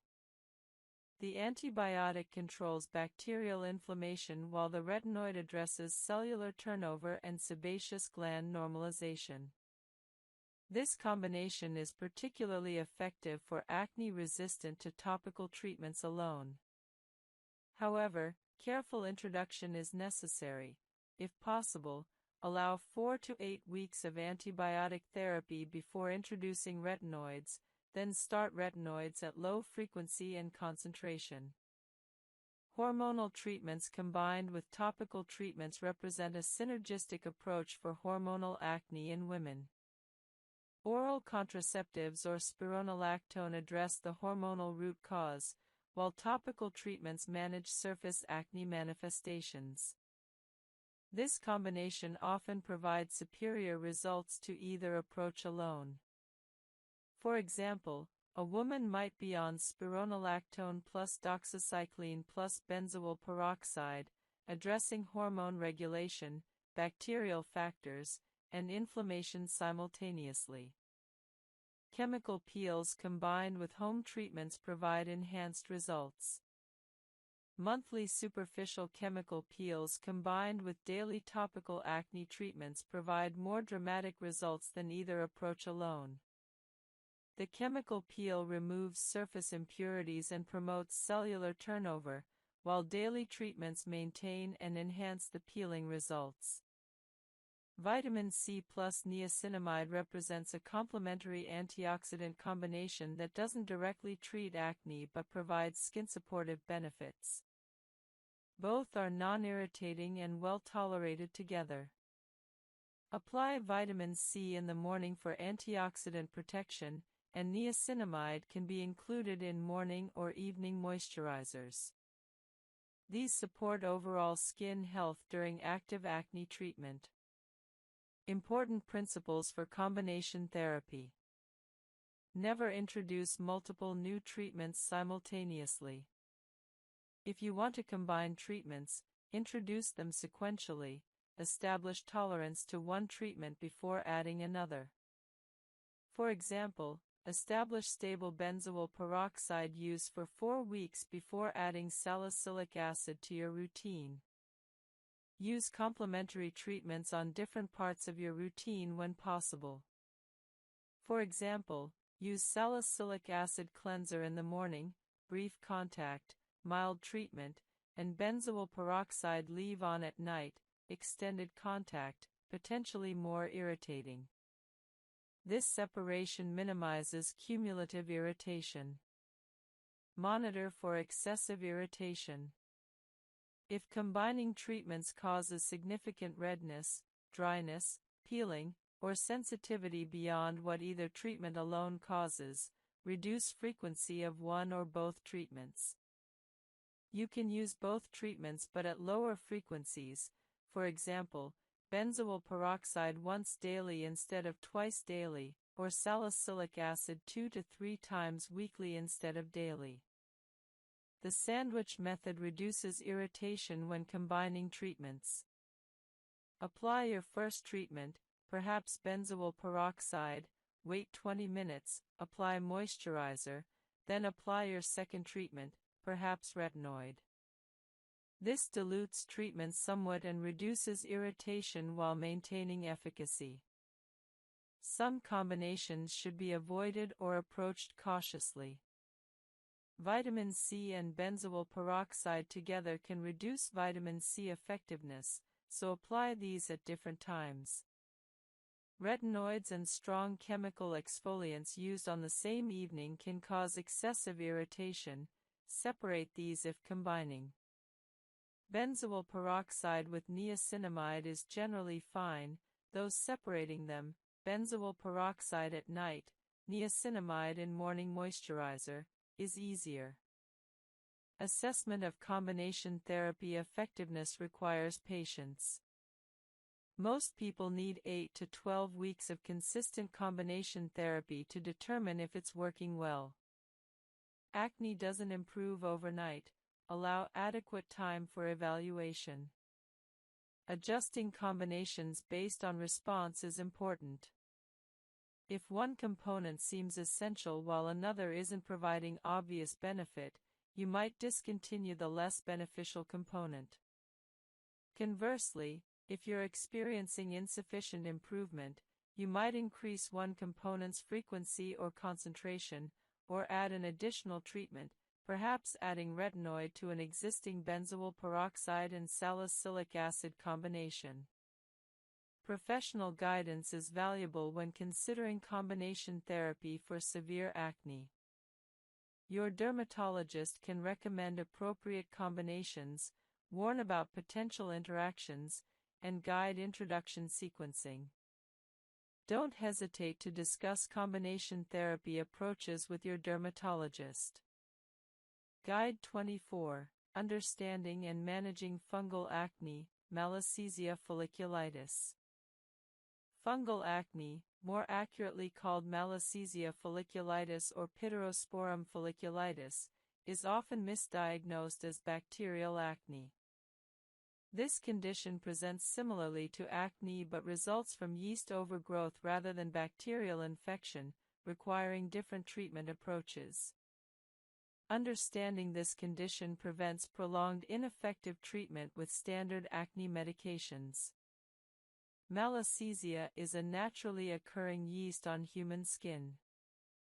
In most people, it colonizes skin without causing problems.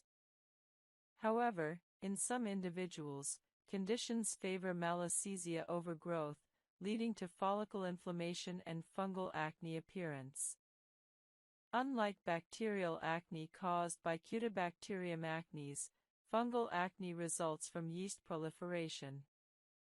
Fungal acne typically appears as uniform, small pustules, often in clusters on the back, chest, and shoulders, though facial fungal acne occurs.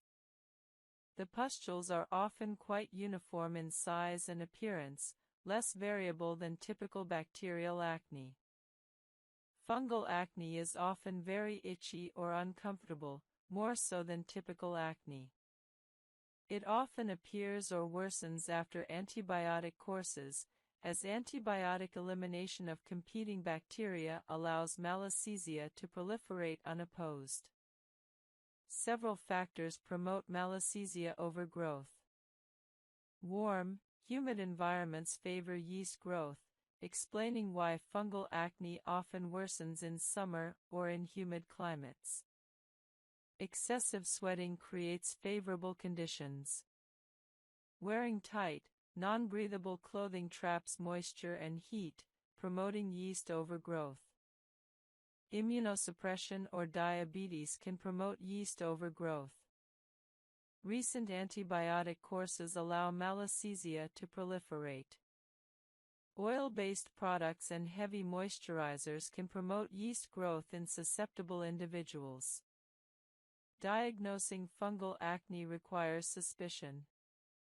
If your acne doesn't respond to standard acne treatments, doesn't respond to antibiotics, or started after antibiotics, fungal acne is possible.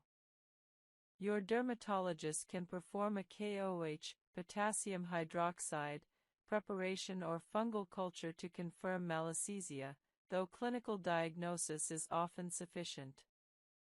Standard bacterial acne treatments are ineffective for fungal acne because they don't address yeast. Benzoyl peroxide and salicylic acid have minimal effect on malassezia. Antibiotics don't treat yeast. Retinoids don't specifically treat yeast. Using these treatments on fungal acne can be frustrating. You follow a good acne regimen but see no improvement because the underlying cause isn't bacterial. Topical antifungals effectively treat fungal acne. Ketoconazole, available in shampoos and creams, kills malassezia. Apply 2% ketoconazole cream to affected areas daily. Of those who do experience some acne recurrence, it's typically mild and easily manageable with topical treatments, a vast improvement from their initial severe acne.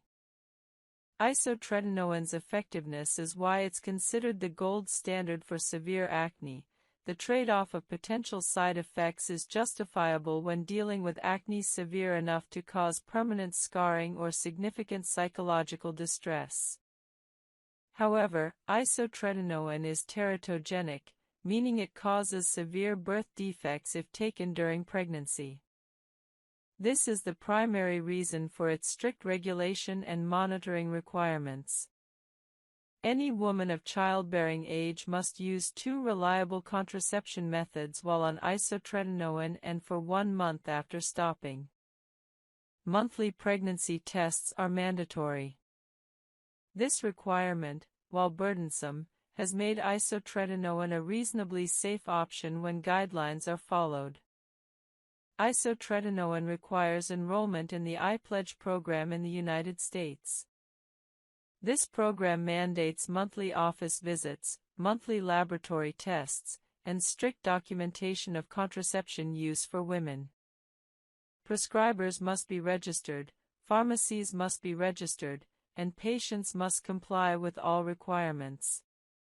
While this oversight seems excessive, it exists to prevent the tragic scenario of a teratogenic medication being used during pregnancy. Typical isotretinoin dosing is 0.5 to 1.0 mg/kg daily, with cumulative dosing targets of 120 to 150 mg/kg for optimal outcomes. A person weighing 70 kilograms might receive 35 to 70 milligrams daily. Treatment duration typically lasts 4 to 6 months, depending on dosing and individual response. Higher cumulative doses correlate with lower relapse rates. Common side effects of isotretinoin include severe dryness affecting skin, lips, and mucous membranes. Lip dryness is nearly universal. Most patients require intensive lip balm use throughout treatment. Dry skin often requires frequent application of heavy moisturizers.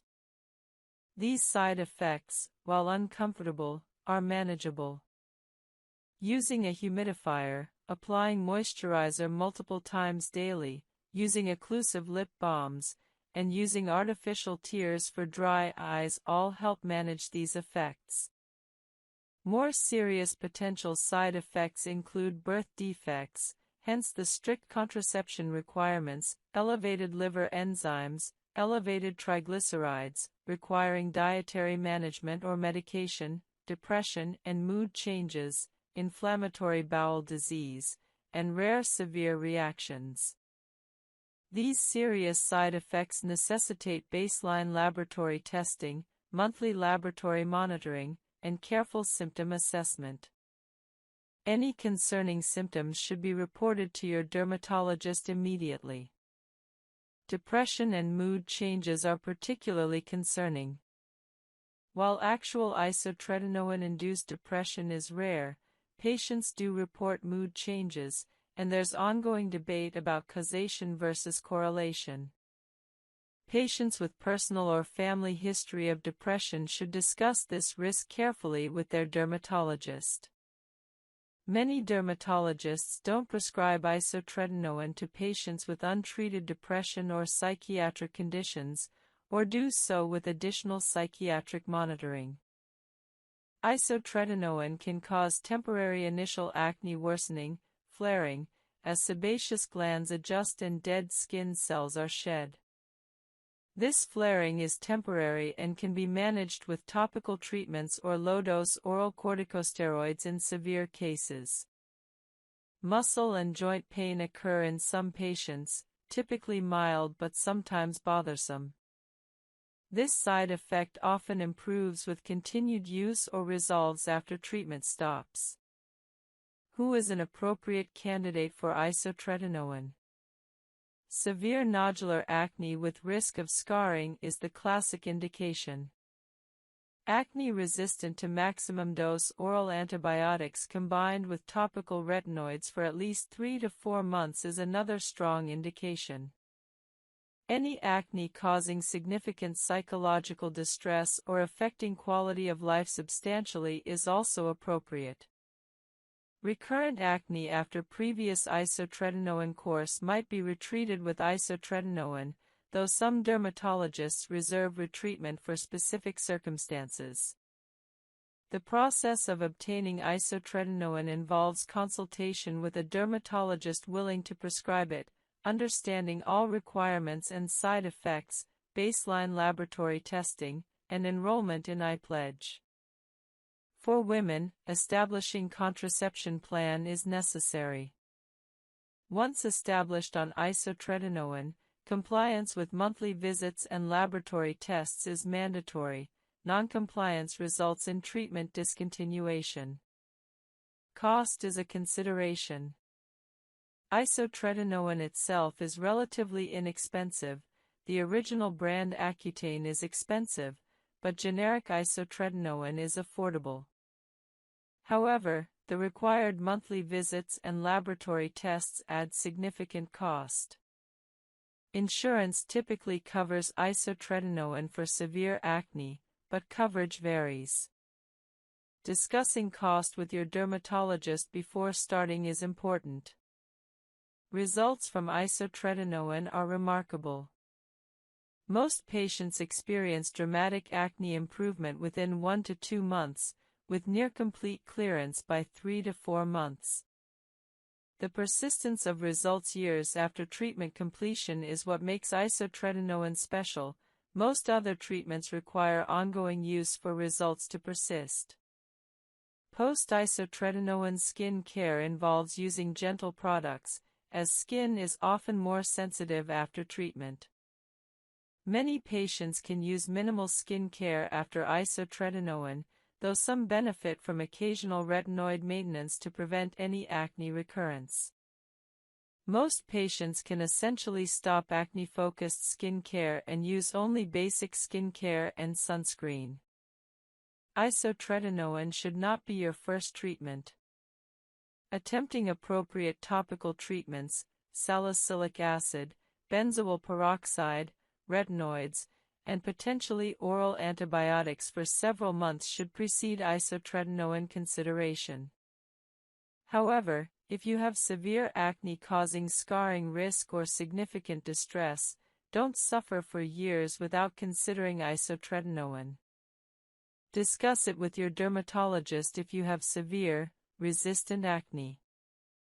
Guide 22, Oral Antibiotics for Acne, Types, Mechanisms, Resistance, and Long-Term Management.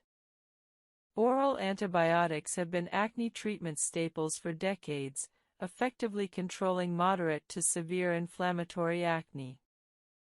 Understanding antibiotic options, their effectiveness, the critical issue of antibiotic resistance, and appropriate usage patterns is essential for optimal acne treatment. Oral antibiotics treat acne through multiple mechanisms. First, they kill Cutibacterium acnes bacteria, reducing bacterial colonization in follicles. Second, at acne-treating doses, they have significant anti-inflammatory effects beyond their antibacterial properties. Third, they can reduce lipase production, an enzyme that increases sebum irritancy, decreasing acne inflammation. The combination of these effects makes antibiotics highly effective for inflammatory acne. Doxycycline is the most commonly prescribed oral antibiotic for acne. It's effective, relatively inexpensive, and generally well tolerated. Typical dosing is 100 mg once or twice daily. Doxycycline has additional anti-inflammatory effects beyond its antibacterial action, partly explaining its effectiveness for acne. However, doxycycline has notable drawbacks. It can cause photosensitivity, sun sensitivity, so strict sunscreen use is essential during treatment. It can cause esophageal irritation if not taken properly, requiring taking it upright with significant water and not lying down for 30 minutes afterward. Some women experience vaginal yeast infections due to disruption of normal bacterial flora. Birth control pill effectiveness can be reduced by doxycycline in some individuals, requiring backup contraception. Minocycline is an alternative tetracycline antibiotic with similar effectiveness to doxycycline. It's lipophilic, fat-soluble, allowing it to penetrate sebaceous glands well. Minocycline can cause blue discoloration of skin and mucous membranes with long-term use. While this is reversible upon discontinuation, it's an undesirable potential side effect. Minocycline also has slightly higher risks of drug-induced lupus and autoimmune hepatitis compared to doxycycline, though these are rare. Many dermatologists now prefer doxycycline over minocycline due to these considerations. Azithromycin is a macrolide antibiotic sometimes used for acne. It's taken at lower doses than typical infection-treating doses, 250 mg 3 times weekly. Azithromycin has strong anti-inflammatory effects. However, Cutibacterium acnes resistance to azithromycin is increasingly common, making it less reliable than tetracyclines.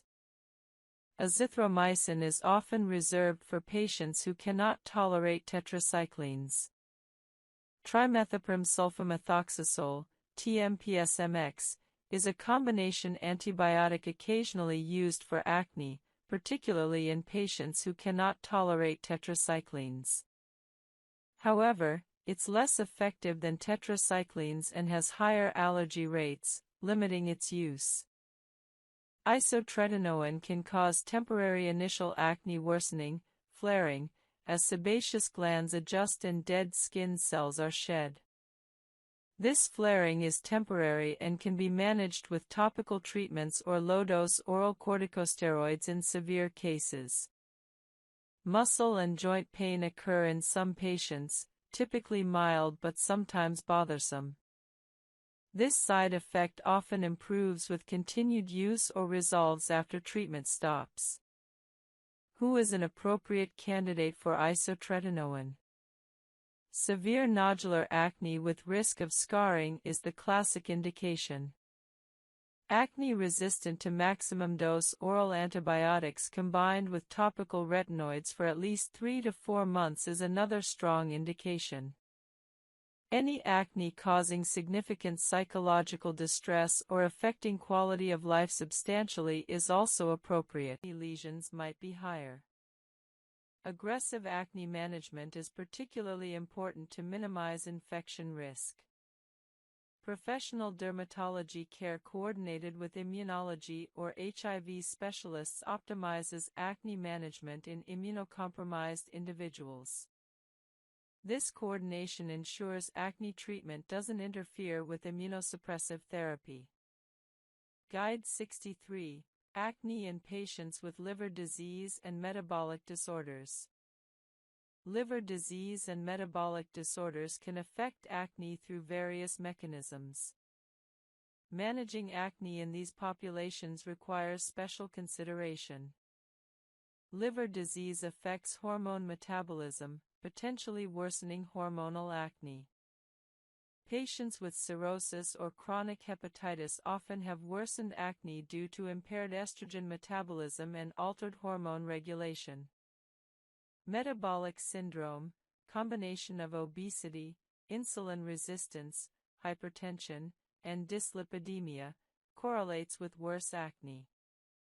The insulin resistance driving metabolic syndrome increases androgens and sebum production, worsening acne. Managing metabolic syndrome through weight loss, exercise, and dietary changes often improves acne. PCOS involves insulin resistance and is therefore associated with metabolic syndrome and worse acne.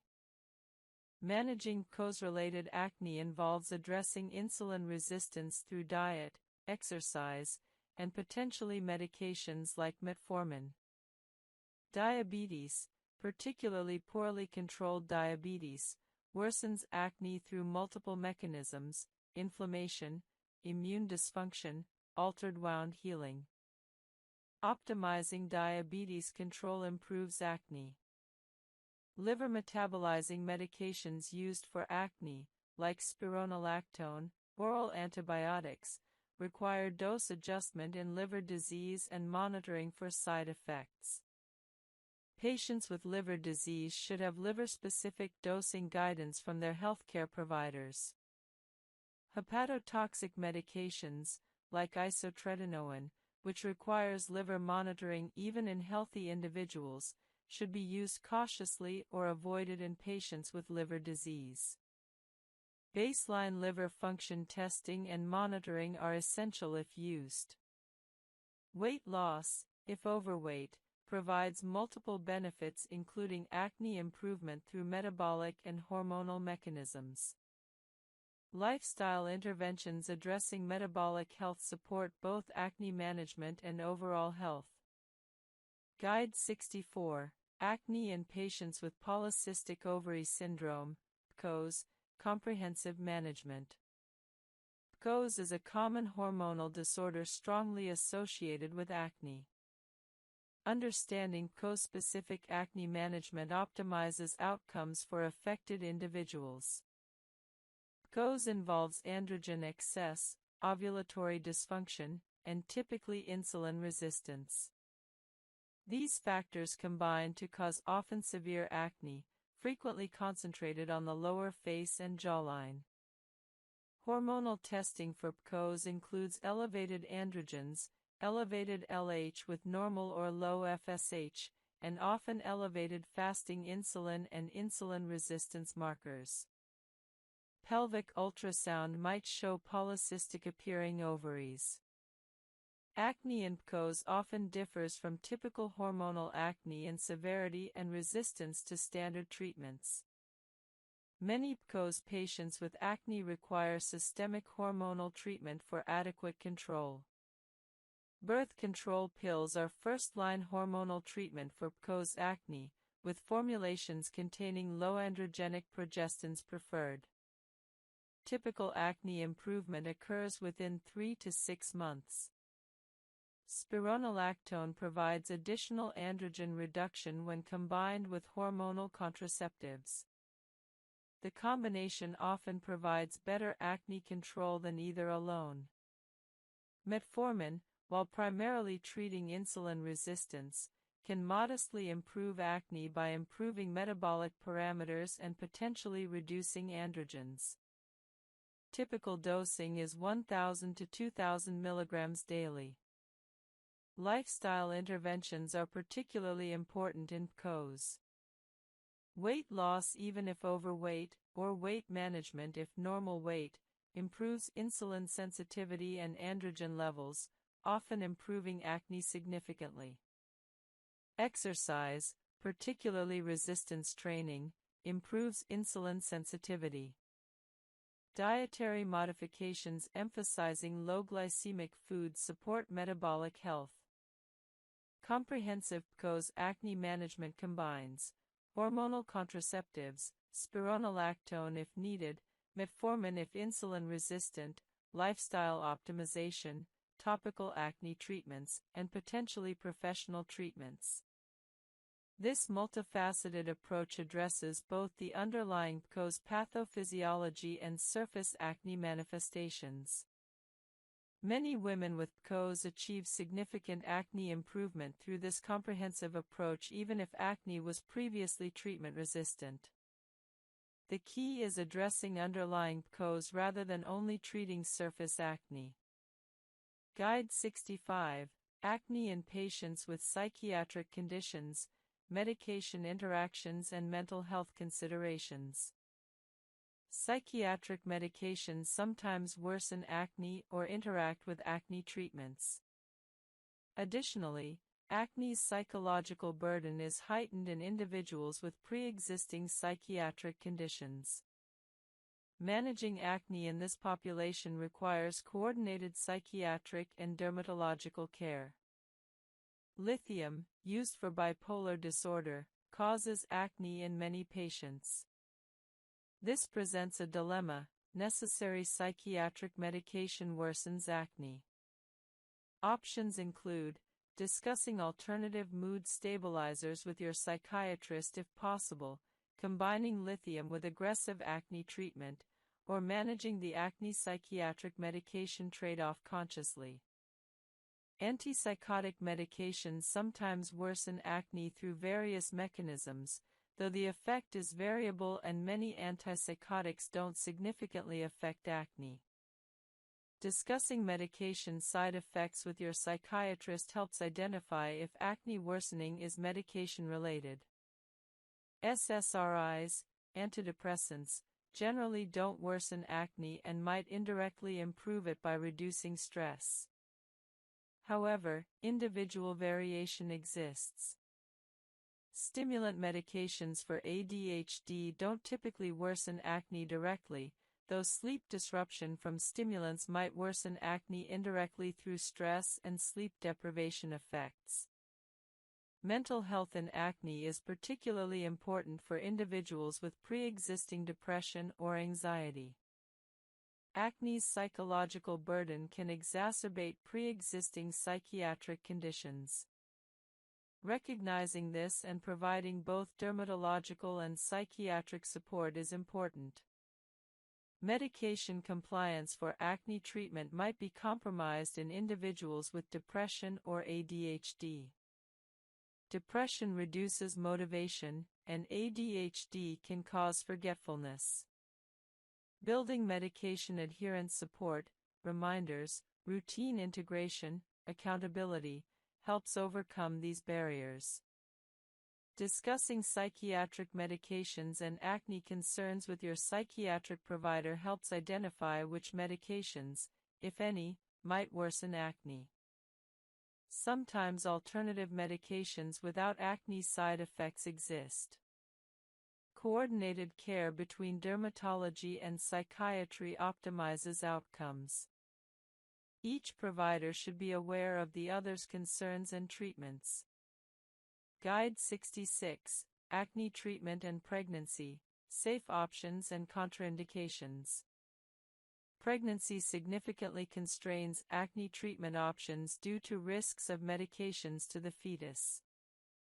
Understanding safe treatments during pregnancy allows continued acne management while protecting fetal health. Absolutely contraindicated during pregnancy: isotretinoin, severe teratogen causing birth defects, tretinoin and other prescription retinoids, significant teratogenic risk, oral antibiotics like doxycycline, risks to fetus and teeth, spironolactone, potential effects on male fetus development. Benzoyl peroxide is traditionally avoided, though new evidence suggests safety. Potentially safe during pregnancy: topical salicylic acid used in small amounts and limited areas, large-scale systemic absorption possible though typically minimal, topical azelaic acid, generally considered safe, topical clindamycin, some. Routine predictability helps sensory-sensitive individuals. Consistent routines in consistent order reduce sensory overwhelm compared to variable routines. Minimal product routines, fewer products means fewer sensory inputs, might be better tolerated than complex multi-step routines. A simple cleanse, treat, moisturize routine might work better than elaborate routines. Fragrance sensitivity affects many products. Fragrance-free or lightly scented products work better for fragrance-sensitive individuals. Sensory-friendly product recommendations: lightweight serums, fragrance-free formulations, smooth-absorbing products, minimal texture variations, consistent temperatures and routines. Professional guidance from dermatologists familiar with sensory sensitivities helps develop manageable treatment plans. Guide 90, Acne and Chronic Illness, Managing Acne while Managing Other Conditions. People managing chronic illnesses, diabetes, autoimmune diseases, chronic fatigue, etc., face additional challenges managing acne alongside other health concerns. Chronic illness causes stress, sleep disruption, and immune dysfunction, all acne-worsening factors. Flares of underlying chronic conditions often coincide with acne worsening. Medications for chronic illnesses sometimes interact with acne treatments, requiring careful coordination. Energy limitations from chronic illness might make complex skincare routines unsustainable. Simplified routines are sometimes necessary. During chronic illness flares, simplifying skincare to basic cleanse protect routines is appropriate. During periods of better health, more comprehensive acne treatment is possible. Mental health in chronic illness overlaps with acne's psychological burden. Both require professional support. Healthcare provider coordination between specialists treating chronic illness and dermatology ensures appropriate care. Prioritizing which health concerns to focus on during periods of limited energy helps. Sometimes managing underlying chronic illness takes priority over aggressive acne treatment. Guide 91, Acne Treatment and Vaccination, Timing and Considerations. Concerns sometimes arise about acne medication interactions with vaccines or vaccine effects on acne. Most acne treatments don't interact meaningfully with vaccines. Topical treatments have minimal systemic absorption and don't affect vaccines. Oral antibiotics for acne don't affect vaccine efficacy. Vaccines should be given as scheduled regardless of antibiotic use. Isotretinoin doesn't interact with vaccines, though the immune system suppression during severe acne might theoretically reduce vaccine efficacy. Live vaccines are contraindicated during isotretinoin use due to theoretical immunosuppression risks, though actual risks are minimal. Some vaccines might cause temporary acne flares through immune system activation. This is temporary and doesn't indicate vaccine problems. Vaccines don't cause persistent acne. Any acne appearing after vaccination is likely coincidental timing rather than vaccine-related. COVID-19 vaccines have not been shown to affect acne or interact with acne treatments. Timing vaccines around acne treatment is generally unnecessary. Vaccinations and acne treatment can proceed on standard schedules without coordination. Guide 92, Acne Prevention in High-Risk Children and Adolescents. Children with strong family history of severe acne are at high risk for developing severe acne. Early prevention strategies might prevent progression to severe acne requiring aggressive treatment. Starting gentle skin care routines early, non-comedogenic cleansing, sun protection, gentle moisturizing, establishes good habits before acne develops. Education about acne prevention helps young people understand triggers and prevention even before acne appears. Stress management skills learned early help reduce stress-related acne worsening later. Healthy diet and sleep habits established in childhood support skin health throughout life. Early intervention at first signs of acne prevents progression. Some dermatologists recommend seeing high-risk children early for preventive guidance. Avoiding triggers identified through family acne patterns, particular foods, products, environmental factors, might prevent acne development. Psychological preparation for potential acne, normalizing that acne is common, reducing stigma, helps adolescents manage it psychologically if acne develops. Guide 93, Acne in Performing Arts and Image-Dependent Professions. Performers and those in image-dependent professions, models, actors, social media influencers, experience unique acne-related pressures warranting specialized management. Career-threatening pressure intensifies acne's psychological impact. A small breakout affecting someone's livelihood differs from same breakout's impact on others.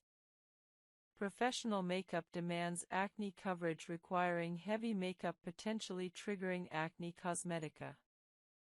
Using non-comedogenic makeup and proper removal helps minimize this. Professional headshots and promotional photos emphasize clear skin. Acne interferes with professional image management. Scheduling professional appearances around acne cycles when possible helps. If acne is cyclical, scheduling performances during clear phases. Professional dermatology involvement is often valuable for ensuring consistently clear skin during critical professional periods. Some performers use preventive acne treatment intensification before important performances, temporarily increasing treatment frequency. Mental health support helps manage the intensified appearance pressure these professions create. Guide 94, Acne and Sleep Disorders, Managing Acne while Managing Sleep Issues. Sleep disorders, insomnia, sleep apnea, restless leg syndrome, create multiple acne worsening factors making acne management more challenging. Sleep deprivation from any sleep disorder worsens acne through stress hormone, immune, and inflammatory mechanisms. Sleep medications sometimes worsen acne. Discussing with sleep specialists whether acne worsening might relate to sleep medications is appropriate. Treating underlying sleep disorders often improves acne significantly through improved sleep quality and stress reduction. Managing both sleep and acne requires comprehensive approach addressing both conditions. CPAP machines and other sleep disorder treatments might trigger acne through skin irritation. Using protective barriers and keeping equipment clean helps. Guide 95, Acne and Fertility, Female and Male Considerations. Acne treatments have fertility implications requiring consideration for those planning pregnancy or concerned about fertility. Isotretinoin is highly teratogenic and absolutely contraindicated in pregnancy. Women of childbearing age must use reliable contraception while on isotretinoin. Spironolactone might affect male fetus development. Stopping spironolactone while planning pregnancy or if pregnancy occurs is generally recommended. Birth control pills used for hormonal acne obviously affect fertility planning. Stopping pills when planning pregnancy allows pregnancy attempt. Other acne treatments don't significantly affect fertility and can be continued during fertility attempts. Male fertility is theoretical. Consistent routines in consistent order reduce sensory overwhelm. Number 50 Specialized Skin Care and Acne Treatment Guides, Part 4. Each guide, 10 to 15 minutes reading time. Guide 51, Acne During Menstrual Cycle, Tracking, Prediction, and Strategic Treatment Timing. Understanding how your menstrual cycle affects acne allows you to predict breakouts and strategically time treatments for maximum effectiveness. This is particularly valuable for women with cyclical hormonal acne. For confirmed acne cosmetica, switching to acne-safe alternatives of the product category often resolves the issue. Switching to non-comedogenic foundations, powder-based makeup instead of cream-based, or lighter formulations often allows makeup use without acne worsening. Reading ingredient lists helps identify potentially problematic components. Becoming familiar with ingredients triggering your personal acne helps you avoid them. Some people maintain lists of problematic ingredients to check against when considering new products. Patch testing new products on a small area, behind your ear or on your jaw, before full face application helps identify problematic products before they cause widespread acne. This 1 to 2 week trial prevents wasting money on products that trigger acne. The relationship between acne cosmetica and other acne factors is important. Someone might have both hormonal acne, from internal factors, and acne cosmetica, from products. Addressing both simultaneously, using acne-safe products plus treating hormonal acne medically, provides the best outcomes. Makeup artists and dermatologists can recommend acne-safe product alternatives for people who require makeup professionally. Many professional-grade acne-safe makeup lines exist specifically for people needing makeup without triggering acne. Guide 53, Acne Mechanica, Friction and Pressure-Related Acne. Acne mechanica results from friction, pressure, or occlusion of skin and can be prevented through environmental and behavioral modifications. Understanding acne mechanica helps you prevent this preventable form of acne. Acne mechanica appears where friction or pressure occurs, under helmet straps, where backpack straps compress skin, where tight athletic equipment contacts skin, or where repetitive hand-face contact occurs. This acne is localized to pressure-bearing areas rather than distributed across the face.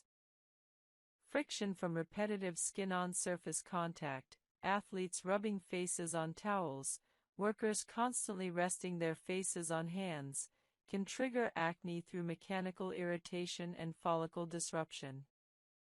Occlusion, trapping sweat and bacteria under non-breathable materials, creates ideal conditions for acne.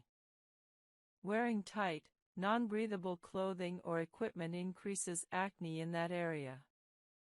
Prevention strategies include wearing loose, breathable clothing, ensuring athletic equipment is clean, using protective barriers, adhesive taping where possible, between skin and friction sources, and maintaining good hygiene in high-friction areas. Post-exercise hygiene is crucial for athletes. Showering immediately after exercise, changing into clean clothes, and cleansing areas where equipment contacted skin helps prevent friction acne. Some athletes find that using antiperspirant before exercise reduces sweat-related friction and bacterial growth. Hairstyles causing friction, tight braids, tight buns, can trigger acne on the scalp and forehead. Occasionally loosening hairstyles, using gentler hair-holding methods, or alternating hairstyles reduces friction acne. Phone contact with your face transfers bacteria and causes friction acne on the jawline and cheek. Using earbuds or speakerphone when possible, cleaning your phone screen regularly, and taking breaks from phone use reduce this contact-related acne. For occupational friction acne, workers in certain industries, workplace modifications and protective equipment prevent acne.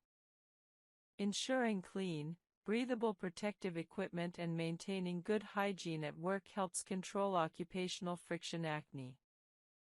Acne mechanica is often preventable through simple environmental modifications.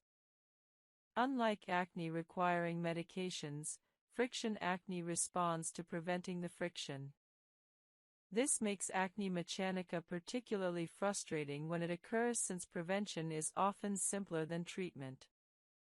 Guide 54: Drug-induced acne and medication side effects. Certain medications trigger or worsen acne as a side effect.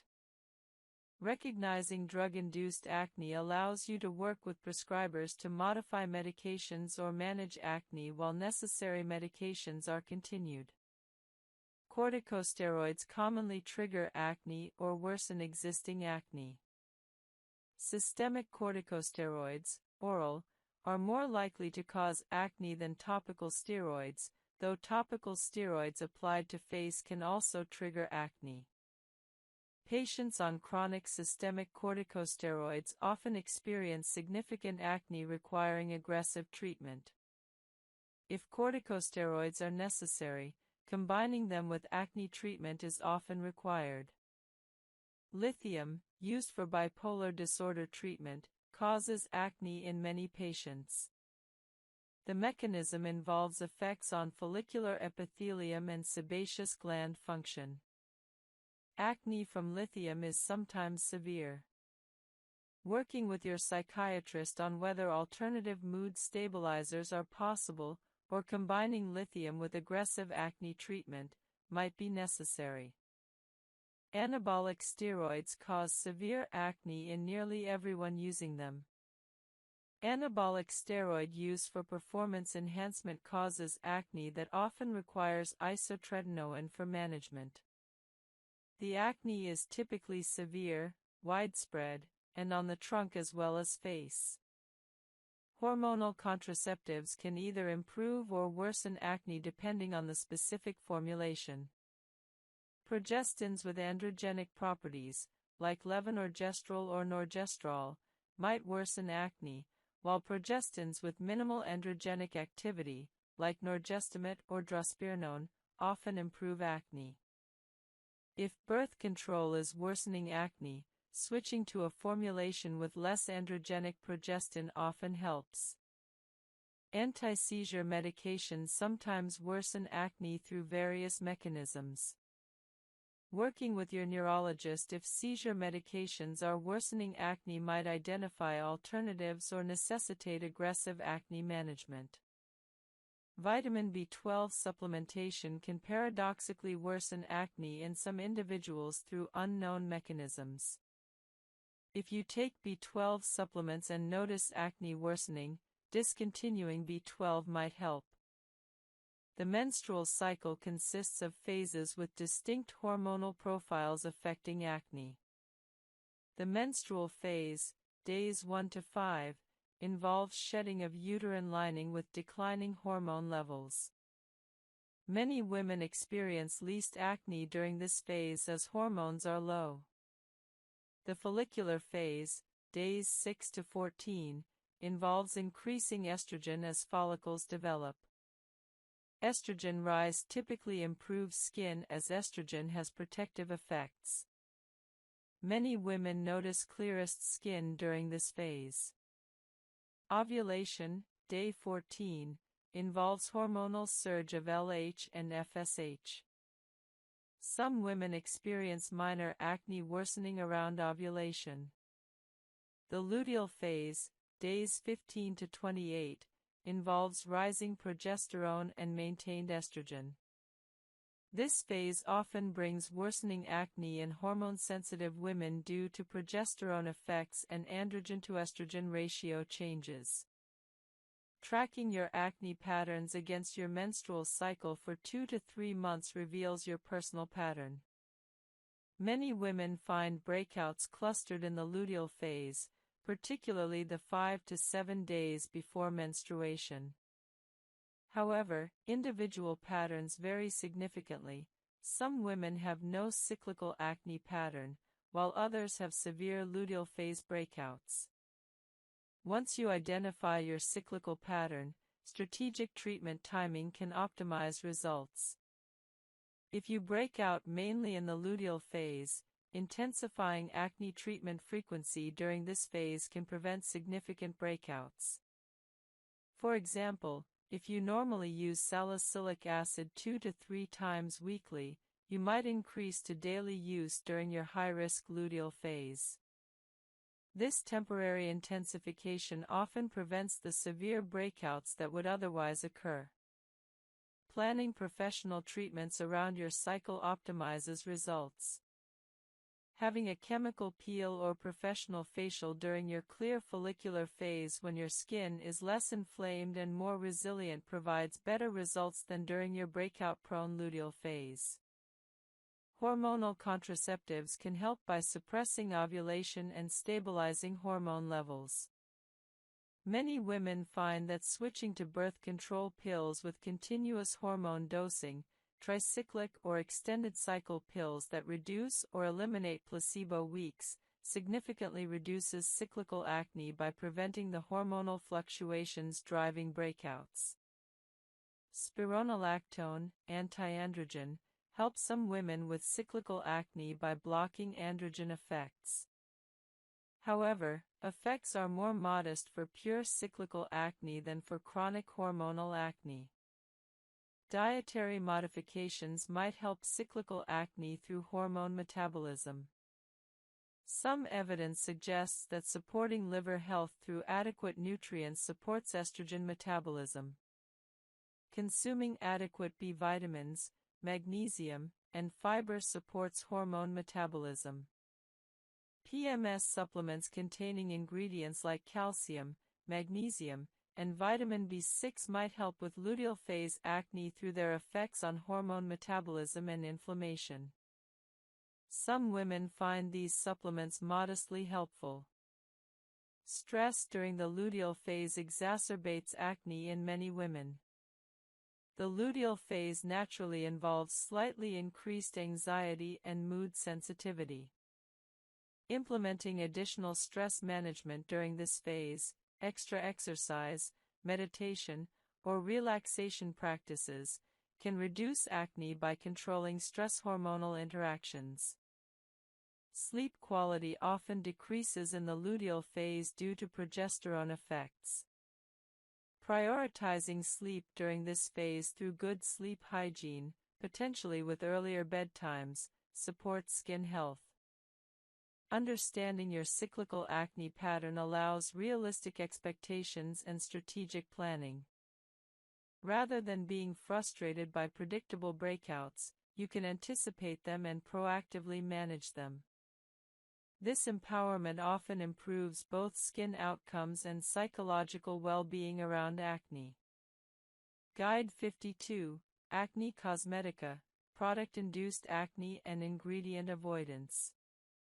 Acne cosmetica specifically refers to acne triggered or worsened by cosmetic products. Understanding this condition and identifying problematic ingredients prevents wasted time and money on ineffective acne treatments when the actual problem is product-induced acne. Acne cosmetica differs from typical acne in that stopping the offending product often resolves it completely, whereas typical acne persists despite good skin care.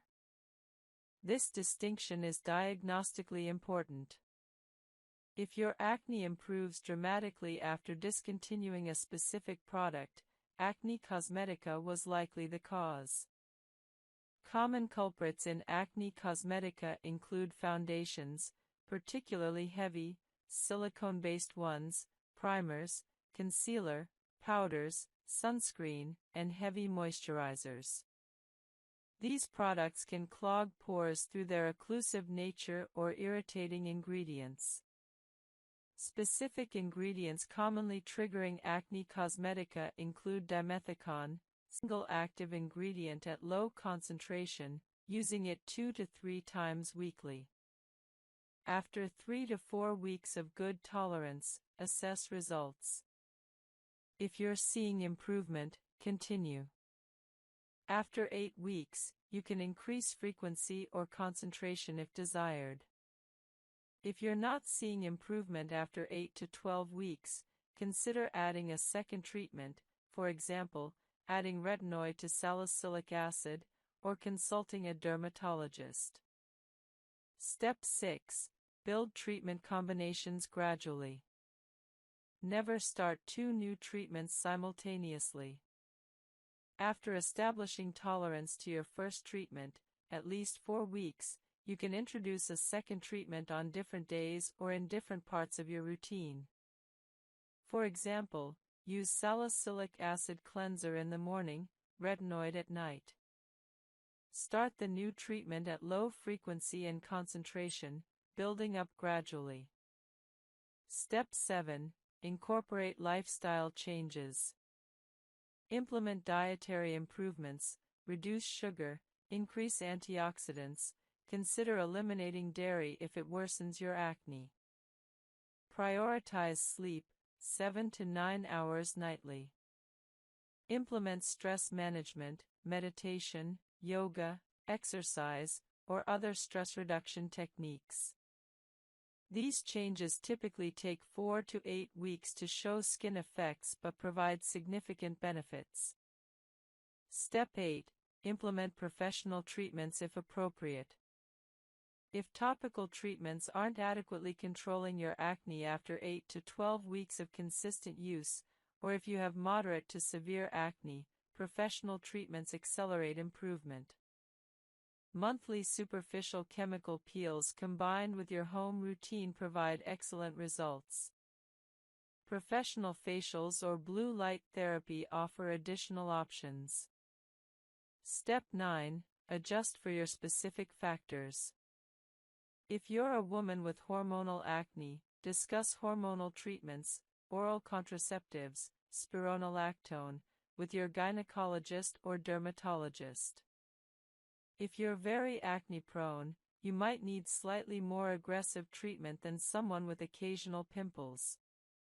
If your skin is sensitive, you'll need to progress more gradually with treatments. Step 10. Track your progress and adjust.